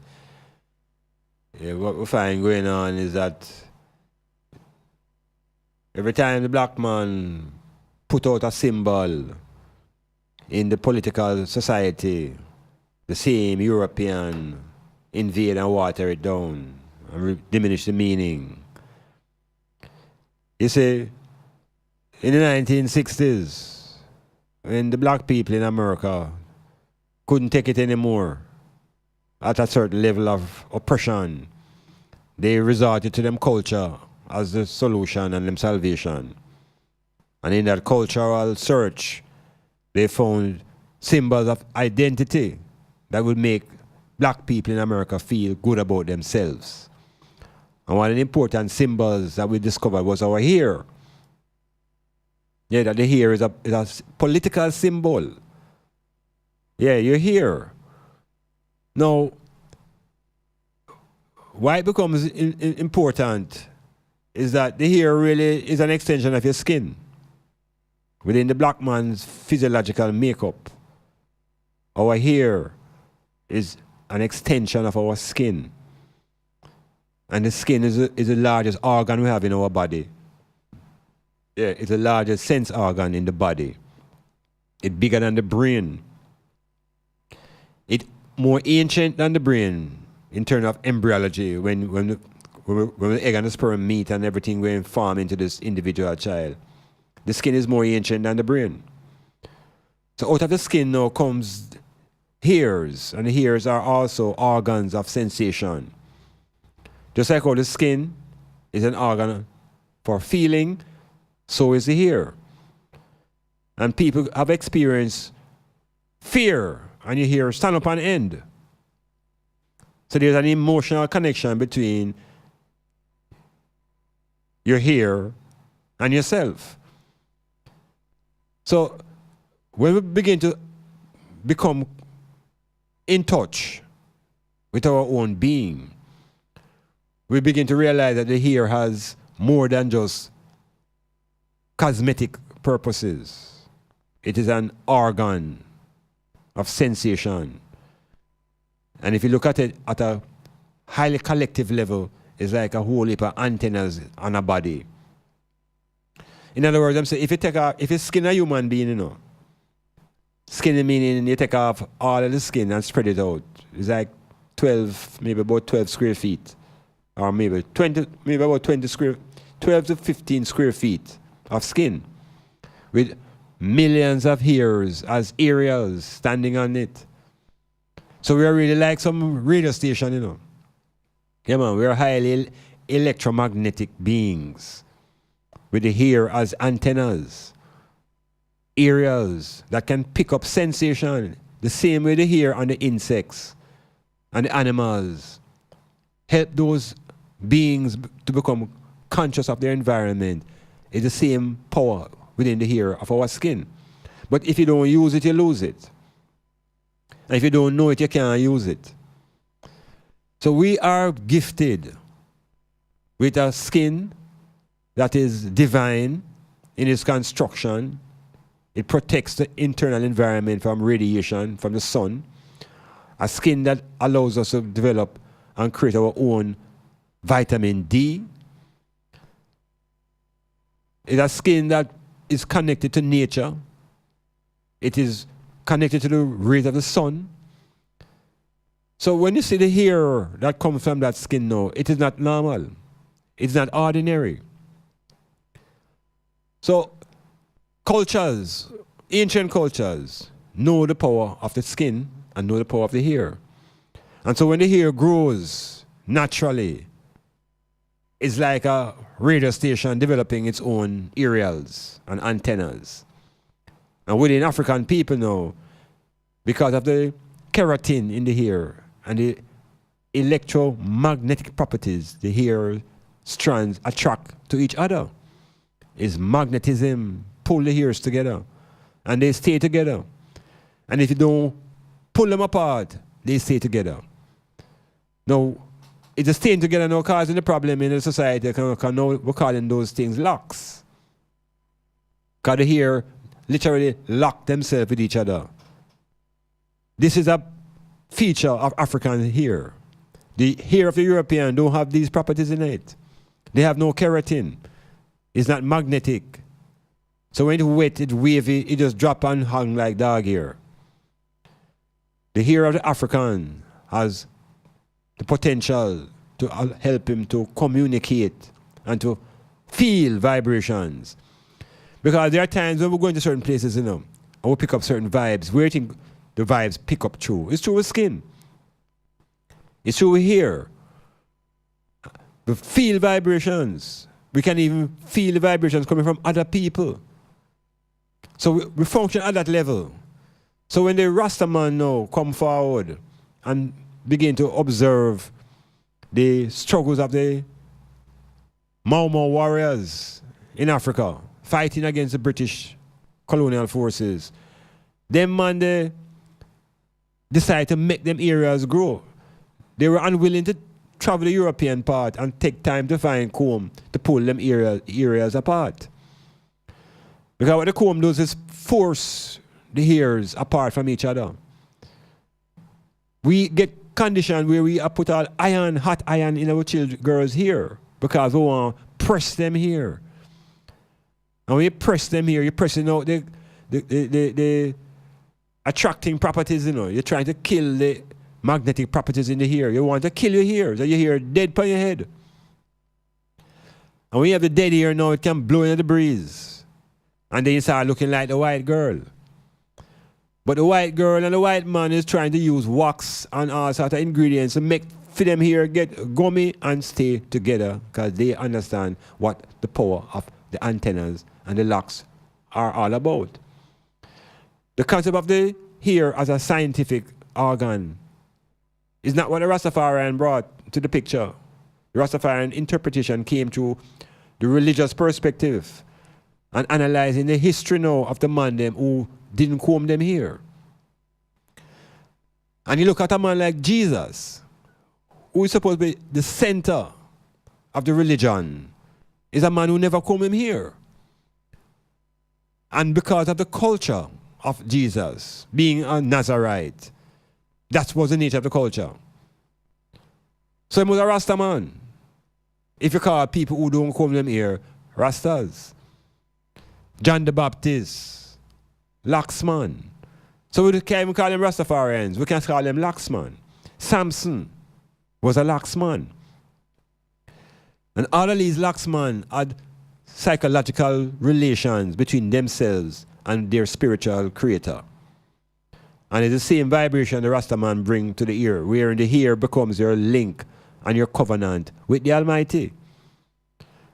In 2018 now, people have ear and don't know nothing about no Almighty, know nothing about no connection to no covenant. Them see it as a style and a fashion. And ain't nothing wrong with style and fashion. But what it does is water down the cultural meaning of the symbol. It happened in America when black man started grow afro. Our white man now started grow afro too. It happened in America when black man started sing soul music. White man started sing soul music too. But so when cook soul food, them start cook soul food too. So everything I identify as a symbol of our identity and liberation, the European invaded. He has invaded Rastafari. Him actually telling now Jamaicans and black people about Rastafari. He's a white man now coming in and writing books about Rastafari and telling black people about Rastafari. And when Rastafari emerged, it was about a movement to resist white oppression. Now the white oppressors have become teachers of Rastafari. What a piece of mix-up. Planning a party, club night out, stage show, a gospel concert, or even a business sales event? Let Styles FM be a part of your promoting tool. Take advantage of our low-price promotion packages with commercials, interviews, giveaways, reviews, and much more. We have special offers when you mix and match and bundle your options. Contact us at 876-286-9216 or 439-5160. Styles FM for the most effective way to exploit your marketing dollar. For the best quality in sound reinforcement and backlining, native audio. We have professional engineers with over 20 years of experience. So call us and we'll take care of your parties, wedding receptions, barbecues, conferences, and small stage shows. Crystal clear sound, native audio. Our prices are the best. Call us at 871-5212. That's 871-5212. Native Audio. We make your events audible. This is Ricardo Suave, inviting you to tune into Smoothic, the show for the ladies, with DJ Prestige, from 9 to midnight every Tuesday on Styles 96.1 FM, Portland's best.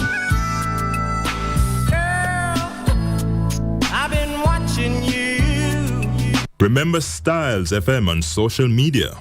View us on YouTube, Styles FM Radio. Follow us on Instagram at Styles FM. Like us on Twitter at Styles FM 961. Become a fan on Facebook, Styles FM 96.1. Guess what? Styles FM has a new business number for you to call, text, and now WhatsApp.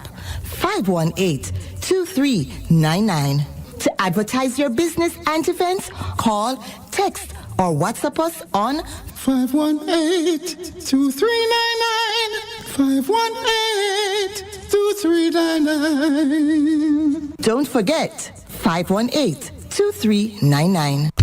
Clifford Guest House, sponsor of MetaMorphOsis on Monday nights from 9 p.m. to 12 midnight with Dr. Iman Blak. Located at 15 Queen Street, Port Antonio, that's Titchfield Hill, they offer accommodations for up to 1 month. Call them at 285-0610 for more information. Conquering Lion of Judah.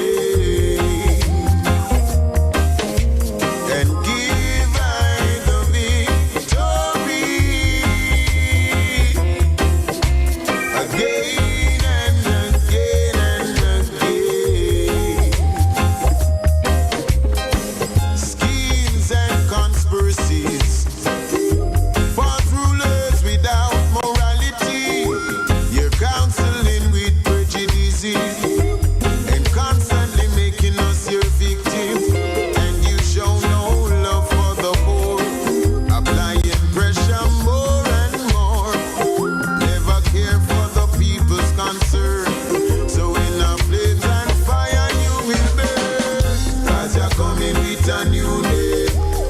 Terrible to man and pagan. None can escape when the fire starts to kindle and the earth starts shake. Oh gosh, the conquering lion is here to break every chain and give I the victory again.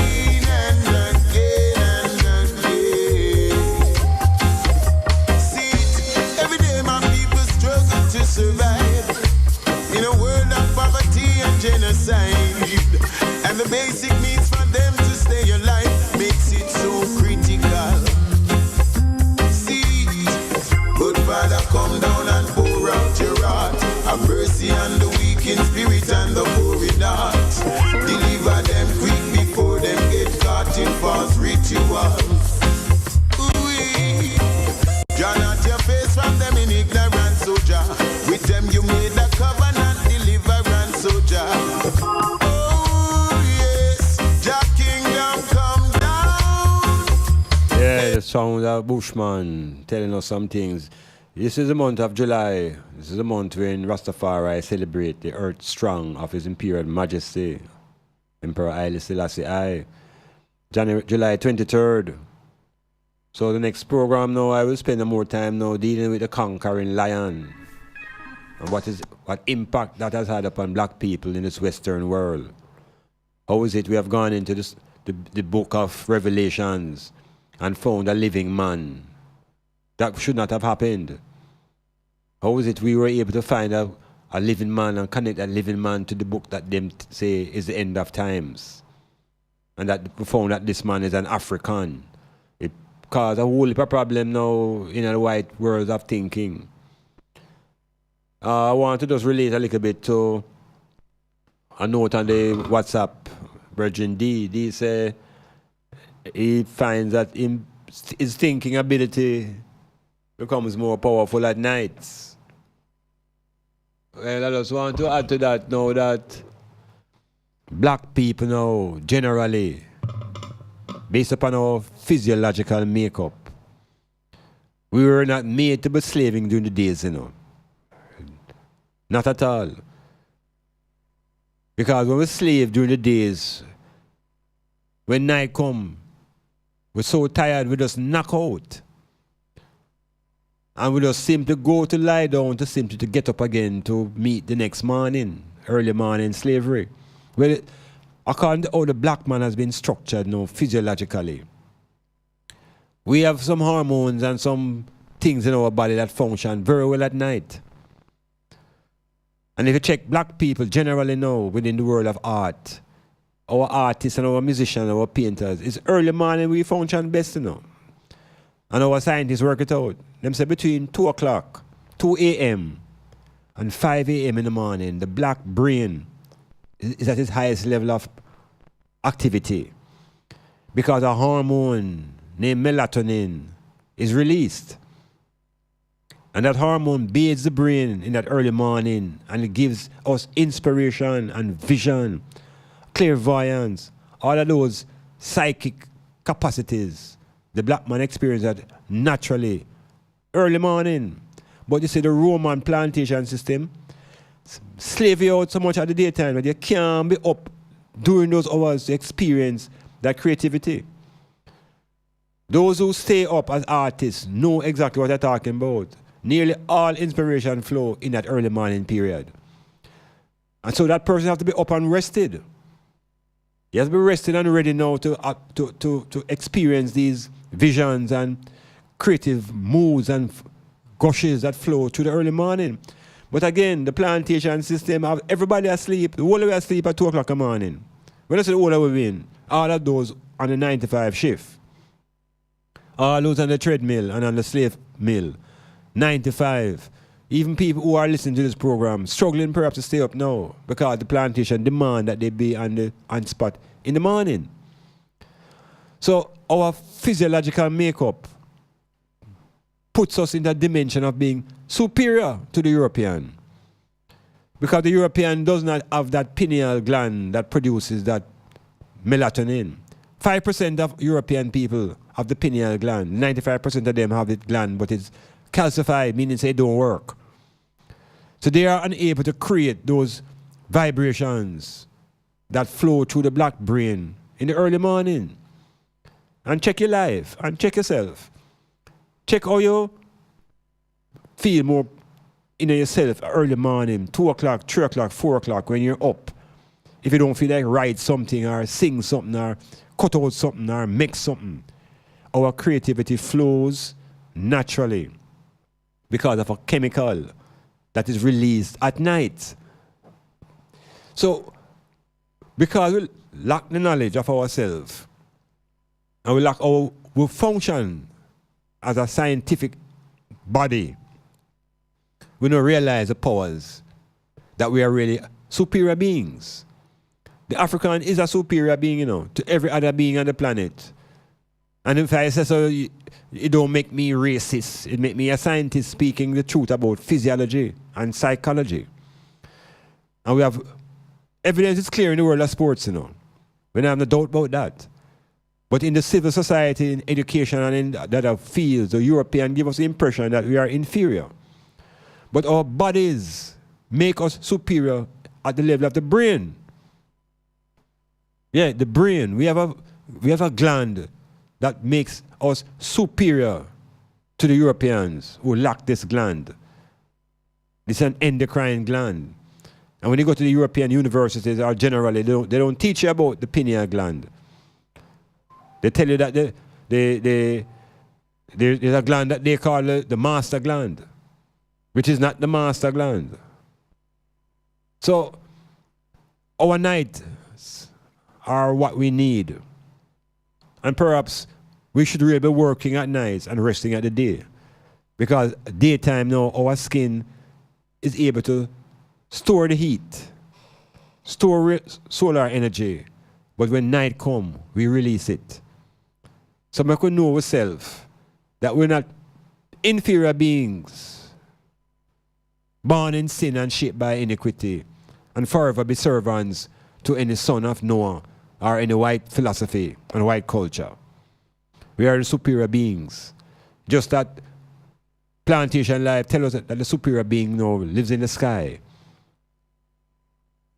It tells us that the superior being is no longer I. But the I is the supreme. Within. Metamorphosis.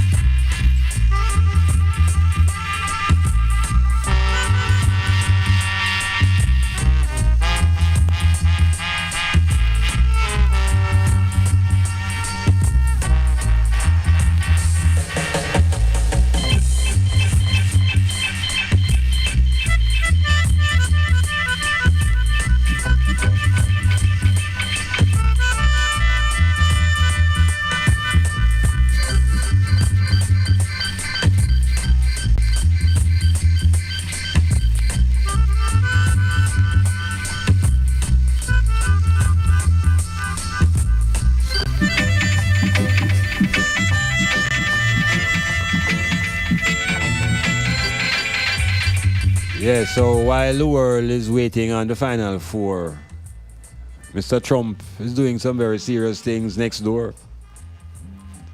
You know, there's a time when there's a policy in America called equal opportunity. They constructed that now because of the disadvantages that black people were put under for so many centuries. So them create this thing called equal opportunity. Well, I want to tell you, as a youth living in America, I might get a little benefit from that because I was able to go to college and don't spend the money.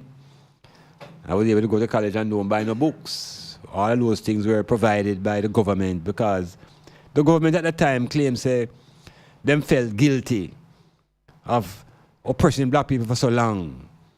And they had finally awoken up to the civil rights movement and them awoken to Martin King and Malcolm X and them decide now to give black people an opportunity to catch up. So them, what they call, open the education system. So from high school now, you could leave and go to any college and all of a sudden black people start get degrees and we start get first degrees and second degrees and all kind of degrees start going on. Everybody say, yeah, America really becoming a just place to live now and see racism is going to rest and equal opportunity and blah, blah, boom, boom. All right. He said, come 1980, they came to the American presidency, a man who was sent by Hollywood. And we're not talking 2018, you know, 1980. This man was sent by Hollywood to rescue America. Because America had fallen on hard times, and America had lost their image as a world power under Jimmy Carter. Jimmy Carter was a peanut farmer. And Jimmy Carter come and talking about love and niceness. And people started lose respect for America, according to the Americans. And their status went down. And the point that broke the American back was when the Iranians decided, say, they might lock off the oil. And that make the white man them get red under the neck. And them start vow to themselves that never for the rest of American history will America ever be caught over the barrel of oil by any set of outside forces. So Ronald Reagan came to power in 1980. And I want to reflect on the period now between Ronald and Donald. I want to look at American history and world history between Ronald and Donald. What has happened to black people now between those two presidents? Between 1980 and 2018. And what you begin to realize is that a whole heap of the so-called gains have been washed away. Yeah, man, a whole heap of the gains that black people fought for during the 60s and the 50s through civil rights movements. All of a sudden, first Ronald come, and Ronald start create new laws and start imprison black youths for minor drug offenses. And them start pack the American prisons with black youths and create a different form of slavery, free labor. But black people was going on the same way, merrily, still watching NFL, still watching the things that are American, not watching themselves. And time would elapse, and Reagan would come and go, and the Bushes would come and go, and even Obama came and went. And now we are under the realm of Donald. And what Donald is doing now is simply advancing the agenda that Ronald set. Yeah, Ronald came to make America great again, and it's the same thing Donald's saying. What does that mean now? To continue the reversal and the washing away of any gains black people made in America. People think that Obama was the first black man to really challenge for the White House, you know, but a woman before tried, you know, a black woman, a woman named Shirley Chisholm. People don't even remember Shirley Chisholm, you know. She was the first black woman. She had Caribbean roots in the 1970s. Decided to put up herself for president. Of course, you know, everybody laugh. Because not only was she black, but she was a female. No chance. But symbolically, it was an attempt to show black people that maybe it's time they move up into those areas. But here's the irony of that now. As much as the black people they move along the lines of politics, it doesn't give the black people any more power. So we get black people rising in offices that give us a symbolic look. But at the ground level, the police force getting more barbaric. Now they have dismantled Obama's health care. And now they're moving towards removing equal opportunity, which allowed black people, children, a chance to get an education.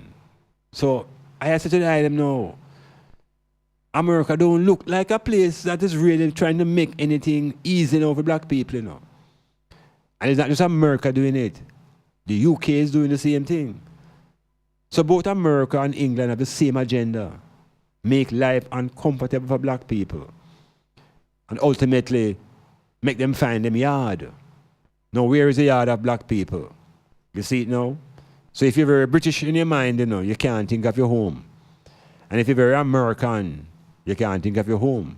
Because there's only one home black people can embrace. It's the continent of Africa. And we are unwilling to embrace that home. And so we accept a lot of abuse in other people's territory and in other people's lands. I am saying, from Ronald to Donald, is a sign. We must investigate those times and remember that every fig has its own tree. And being black in America today is a different place because the governance that is ruling America now is set to replace and to return America to the complete apartheid state that it was before emancipation. Alertness, awakeness, wake up, be conscious, metamorphosis.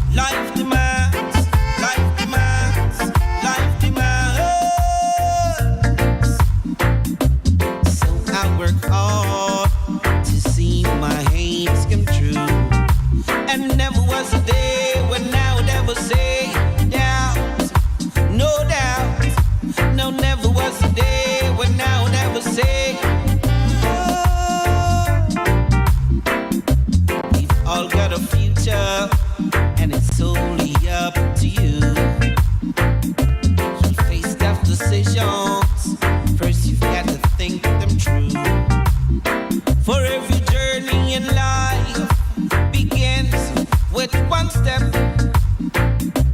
And not every promise that has been promised has been kept. So in this race of life, to thy own self be true.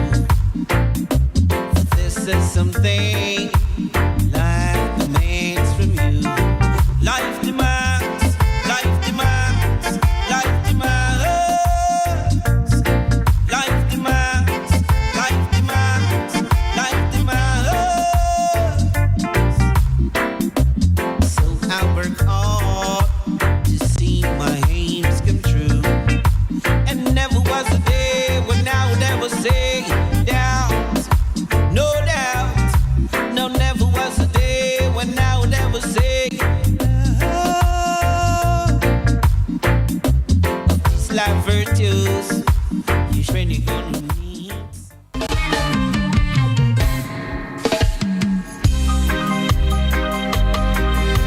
I'm well now.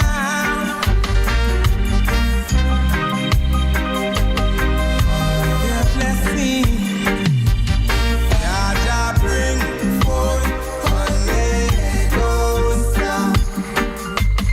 God, I bring forth milk and honey, don't stop. Let the newsmen write what they want. Let the wicked believe what they want. Jaja bring forth honey, don't stop. And when now you bring forth milk and honey, don't stop. Let the suffer be always strong. Keep dreading not the power to be good and strong. Jaja bring forth honey, don't stop. Jaja bring forth milk and honey, don't stop.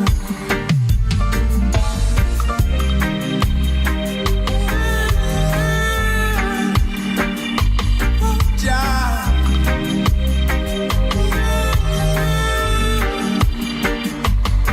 Say we don't care for the name, no sir.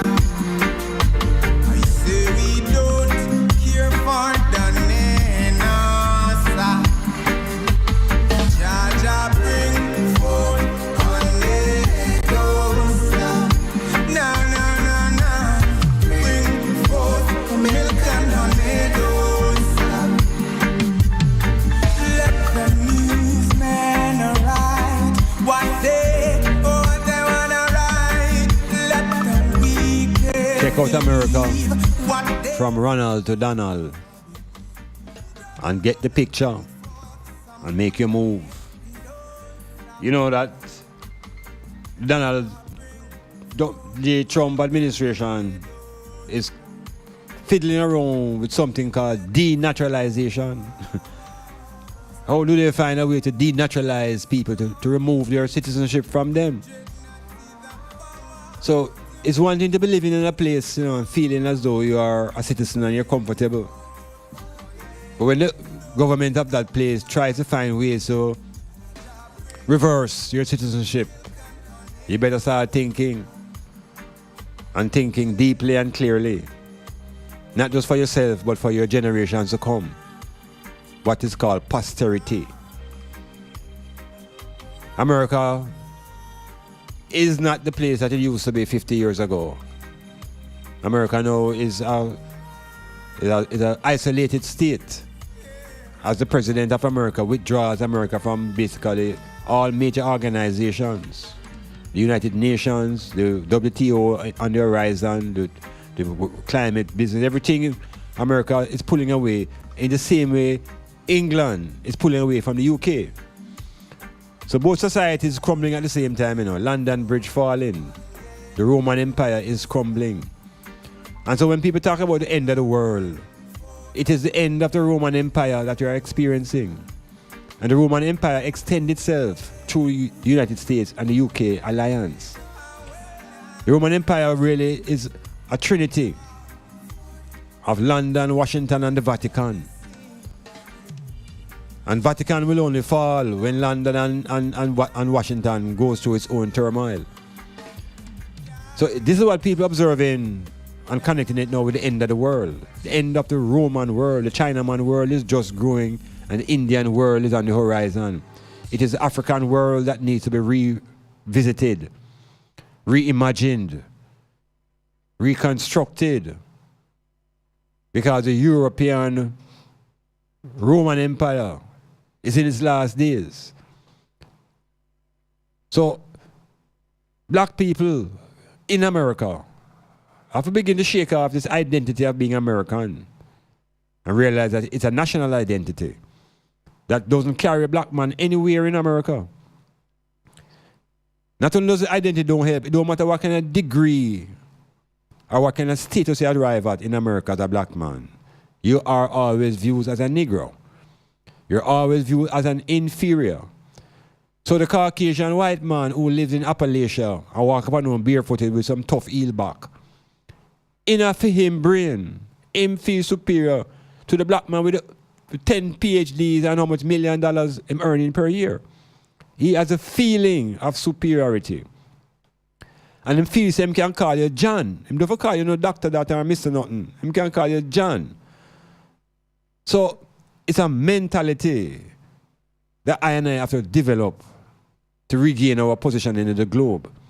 But we begin to see ourselves as superior people without any feelings of oppressing anybody else by how we view ourselves. But to resurrect our superiority, and that superiority doesn't come by being dominant. The white man doesn't have a... I don't put much credence to the phrase white supremacy. I don't. I recognize white domination. But I see nothing supreme about whiteness. What I recognize is that black people need to think about black supremacy. And black supremacy is not an ideology that is in opposition to white supremacy, because black and white are not in opposites. Black is black.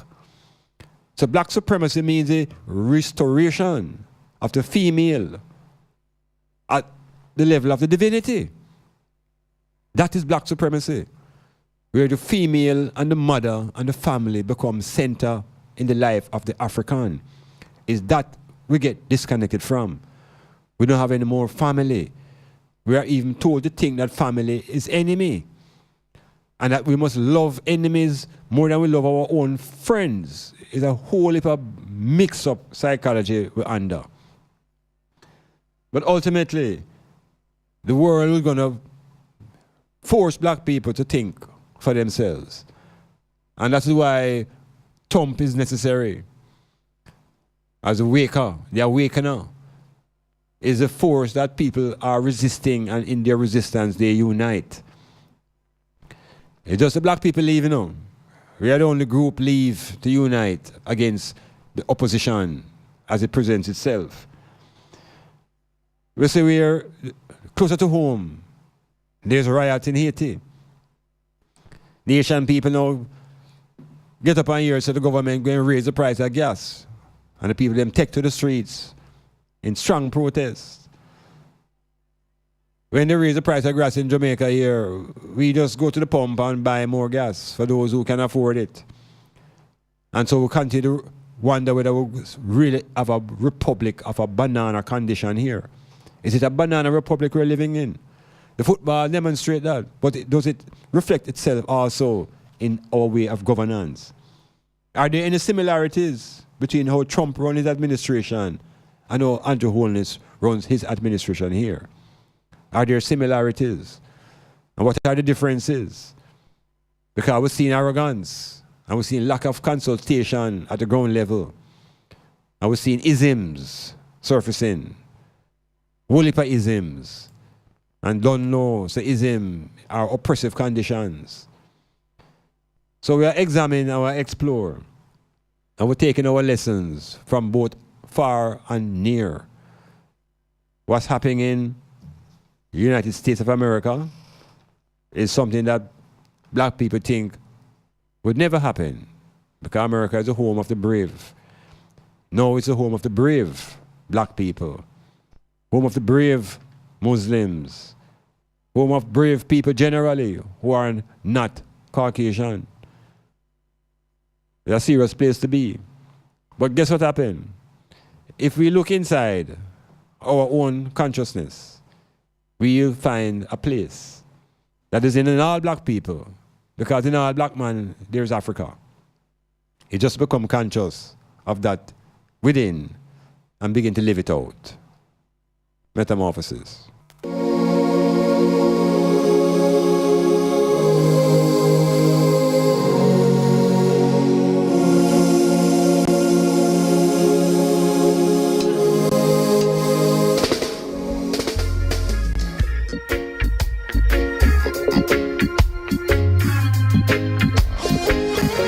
I'm tired to fight against powers and principalities.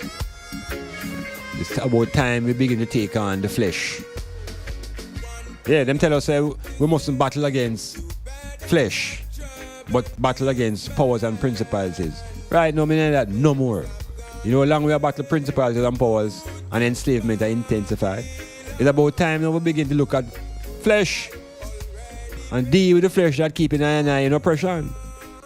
Yeah.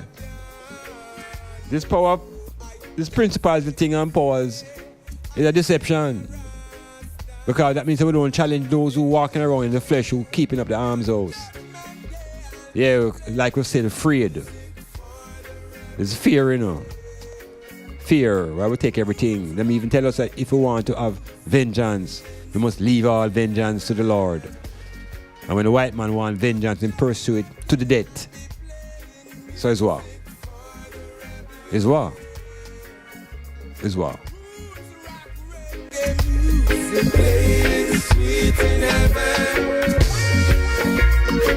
Foolish man built up his house upon the sun. But Rasta man built up his temple on a firm foundation. You see, you knows you better know yourself. Don't sit aside and criticize. Yeah, them tell us that we must not fight against flesh and blood, but against powers and principalities. That is one of the biggest scams them are under, because flesh and blood are crucified, you know. It's flesh and blood. And we now direct our energies to the flesh and blood that is responsible for our suffering. We have brutalized our nearest neighbor, which is our brethren and our family. And I meditate upon principalities and powers that is going to fall. Rome will not fall by prayer. Rome will fall when people begin to take them actions, practical actions, boycotting certain things, bringing down economic crises, and certain societies make them feel the wrath. Places like Jamaica now, the biggest scandal now is this Petrojam thing. And it is another one, because this country is a series of these kind of rip-offs. Each government get them chance to rip off the nation. This time now it centers on the oil industry.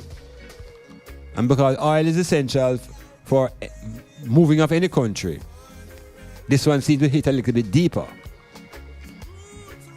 So the examination is there, and we hear that a minister now has part of his portfolio removed.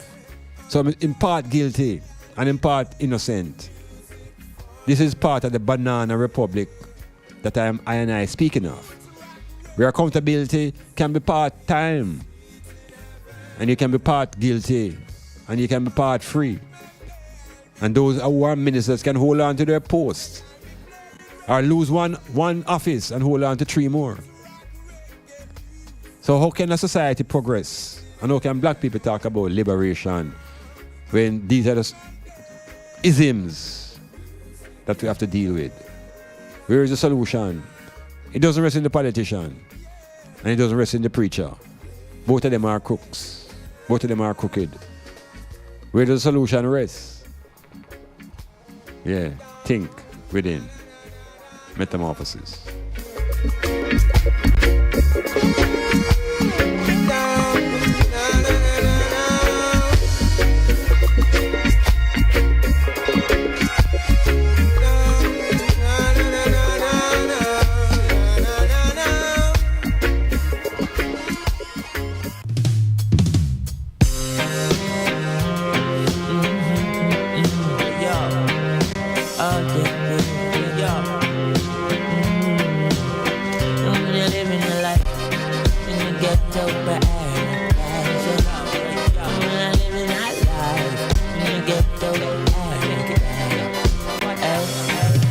wanna know how me survive the hardship in you.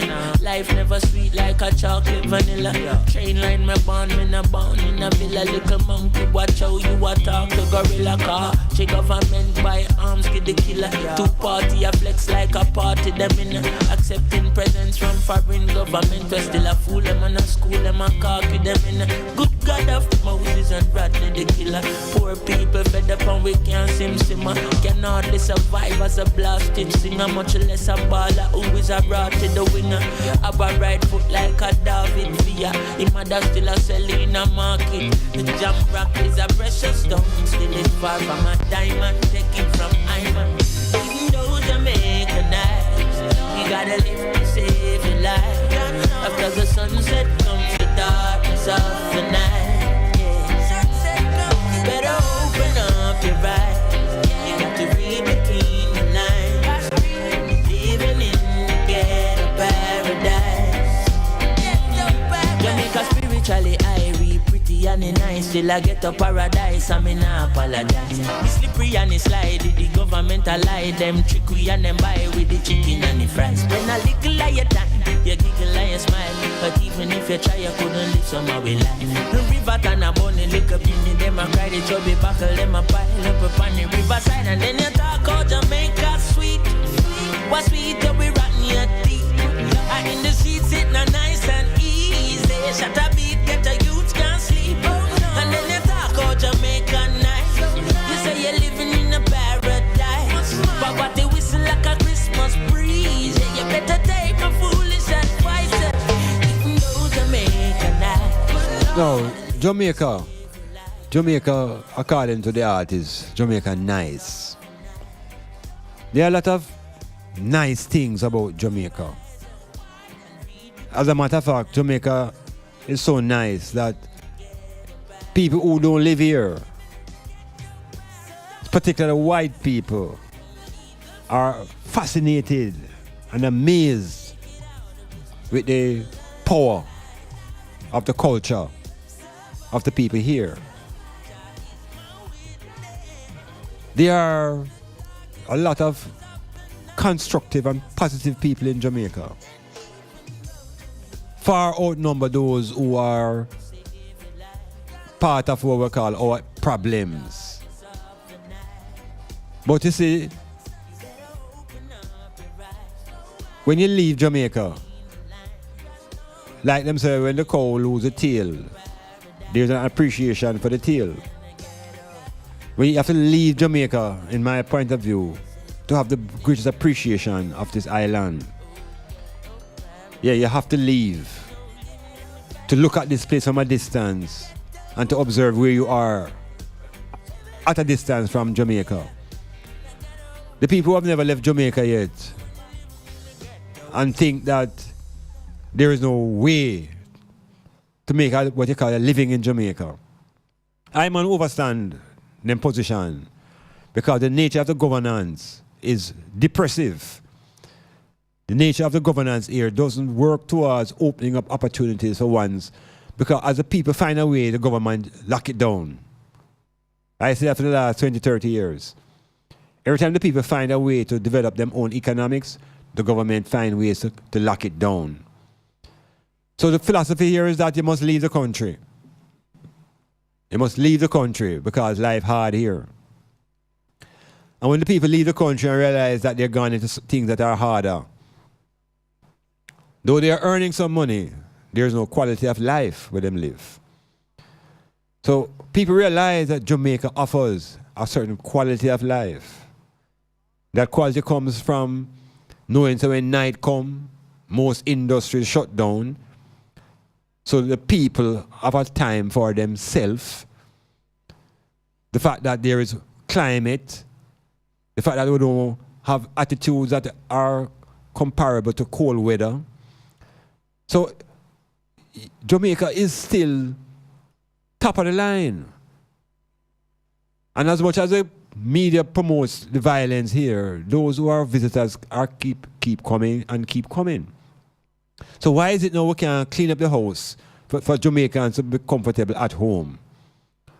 Is there a strategy?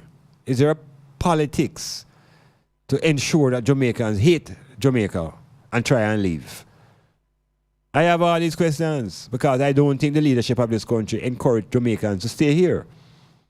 Jamaicans are encouraged to leave and return with their remittance money, but don't bring back their bodies. And when the bodies come back, we find that these bodies are not able to manage themselves and they become victims of violence, and there's no real protection. So, Jamaica still is a rock. It's still a beacon in the Antilles. It's still a voice in the world. It's still a point of culture. Rastafari still holds a base here as much as Rastafari has become global. Reggae music still has a base here as much as reggae music has become global. So the people of the island need a break. We can't be trying to survive under a society where the exchange rate is uncontrollable. A society where the people in government give themselves advanced salary increases and then tell the population that things will go up. They are promoting insurrection. And I'm saying the people in Jamaica will only take so much. These 9-day wonders one day will extend to 10 days. And the 9-day wonder will become 19 days. And the people will begin to realize that there is no salvation in the sky. There is no deliverer. That our only salvation comes when we begin to recognize our unity in our culture, our racial identity, our national identity, and the need to develop economics and science. Yeah, we have to go that road. We don't have too many churches already. We need to lock down these churches. Yeah, man, lock them down. And you think any violence will increase? No. We may increase productivity. Yeah, we should shut them down. Shut them down, stop the Sunday noise, and transform that Sunday energy into economic activity. Churches will begin to pay taxes overall. Yes, and the lands must be freed up, that the people can have somewhere to live. We can't be here for so many hundreds of years, and so many people here are still called squatters. These are the vibrations that maintain the violence in the minds of the people, because we are here on the land and we don't own a piece of it. Yet we are slaves on it. Can't go so. It's going to blow up. Watch it. I'm way up. I'm way up. I'm way up. I'm way up. I'm way up. I'm way up. Contraband. Is it the master plan? Contraband. It's taking up the farmer's land. Contraband. How it past the border scan. Contraband. I end up in your data. Contraband. Now what's in that recipe? Contraband. That giving me this stress relief. Contraband. Sell more than rice and peas. Contraband. Feels so damn good to me. Well now this snicker I'm sniffing me. Pray to Jah didn't leave a one cliff on me. If they found one they'd surely move swift on me. Family and friends would surely be missing me. Meanwhile gang is having that epiphany. I'm being searched by a squad named Tiffany. The way she gird me, my something gets stiff on me. Still my slide through smooth like the chiffon bee. As they're done searching the pyramid, they turn their attention to the Grammy Kid. Dealing with a Rasta like an invalid, demonstrating how Babylon wicked. Where them ask about illegal substance, if these things were packaging, El Tapoting, shipping and the handling, these accusations are down.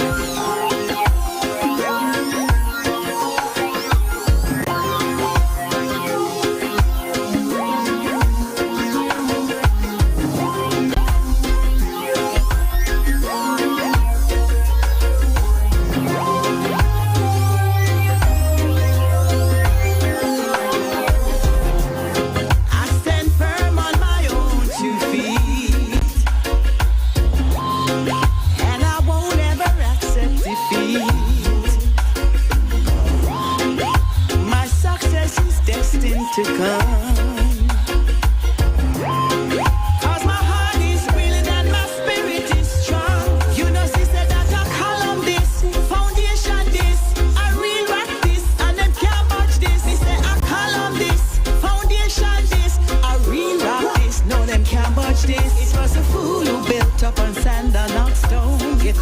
every day for the strength in my bones. Say I call up this foundation, this real rock.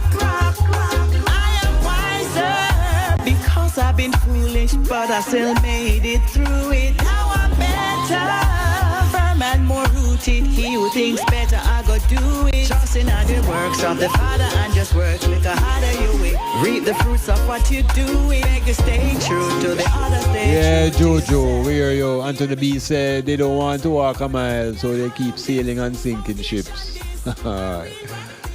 Yeah, you know. Bunny from Port Morant. Alright, you think it's the truth. And I feel upset with you know, because I think St. Armand is the key to the liberation of the whole region around the northeast, you know. Because Portland look like them want somebody to lead them. Yeah, Portland look like them want to be led. So St. Thomas look like them have to take up the lead. Yeah, because Bogle had to take up the lead. St. Thomas people, don't make the disconnection from Kingston feel no way. Now you're connected to the world through Styles FM. What a thing. What a thing. Hail up our St. Thomas people. Hail up our people in Portland. So coming from the highway. And Yaya and Amira and the whole Hector's River crew. Long road. Right through till we reach Anchovy. And them places there till we in the belly of Porty. And in the heart of Bombrook. So we hear all the man them up on Long Road and remember that with Long Wolf Tower, this place above way. Where Lancy live. Up there so. Wait name again. Shatover. Yeah, with all the gunman them live. There's a shot fire. Watch it. And of course West Portland and the whole of St. Mary. Yeah, we hear up all these three parishes in the Northeast Confederation because this is the parish of culture. And we the St. Anne's as part of the Eastern Confed and the rest of Jamaica. The rest of the parishes who listen to Styles FM, listen to the MetaMorphOsis. Thank you for your ears.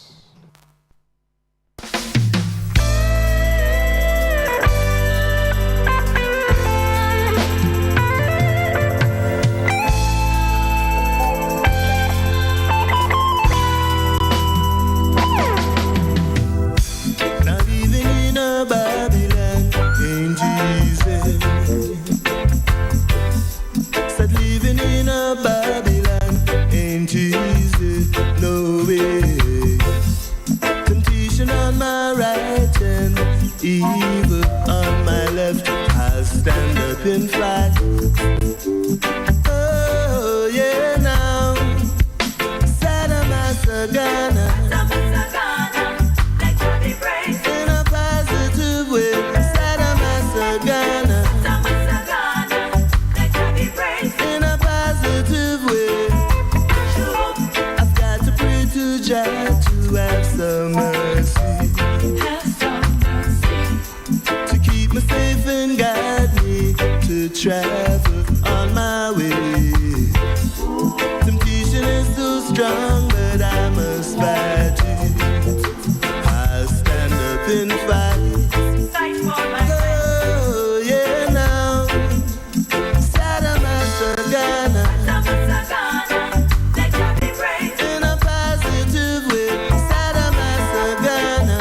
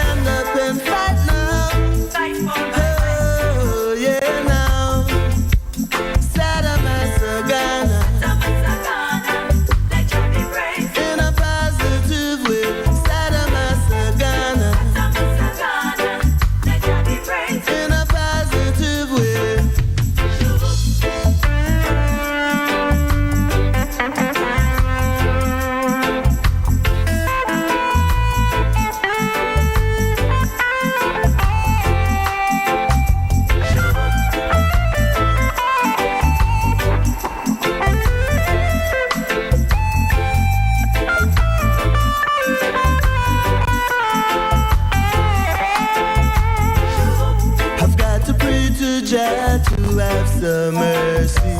Have some mercy. To keep me safe and guide me to travel on my way.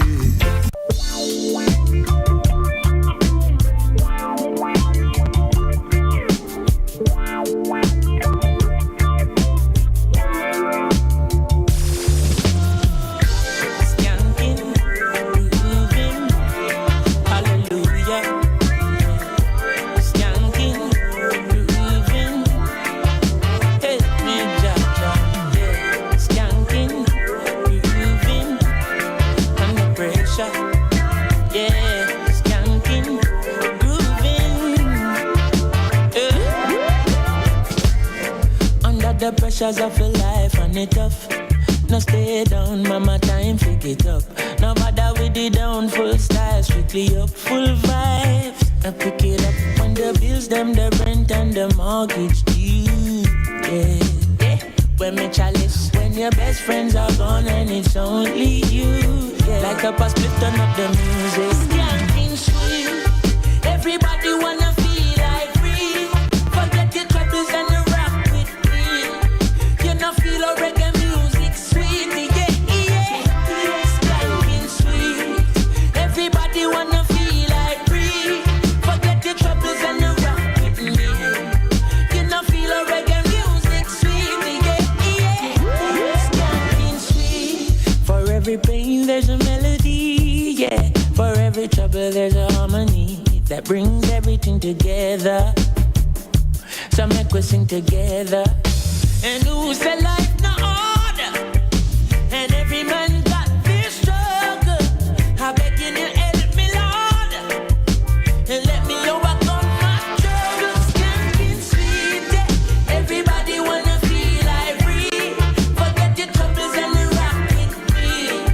You know feel a reggae music sweet, yeah, yeah. Skanking sweet. Everybody wanna feel like free. Forget your troubles.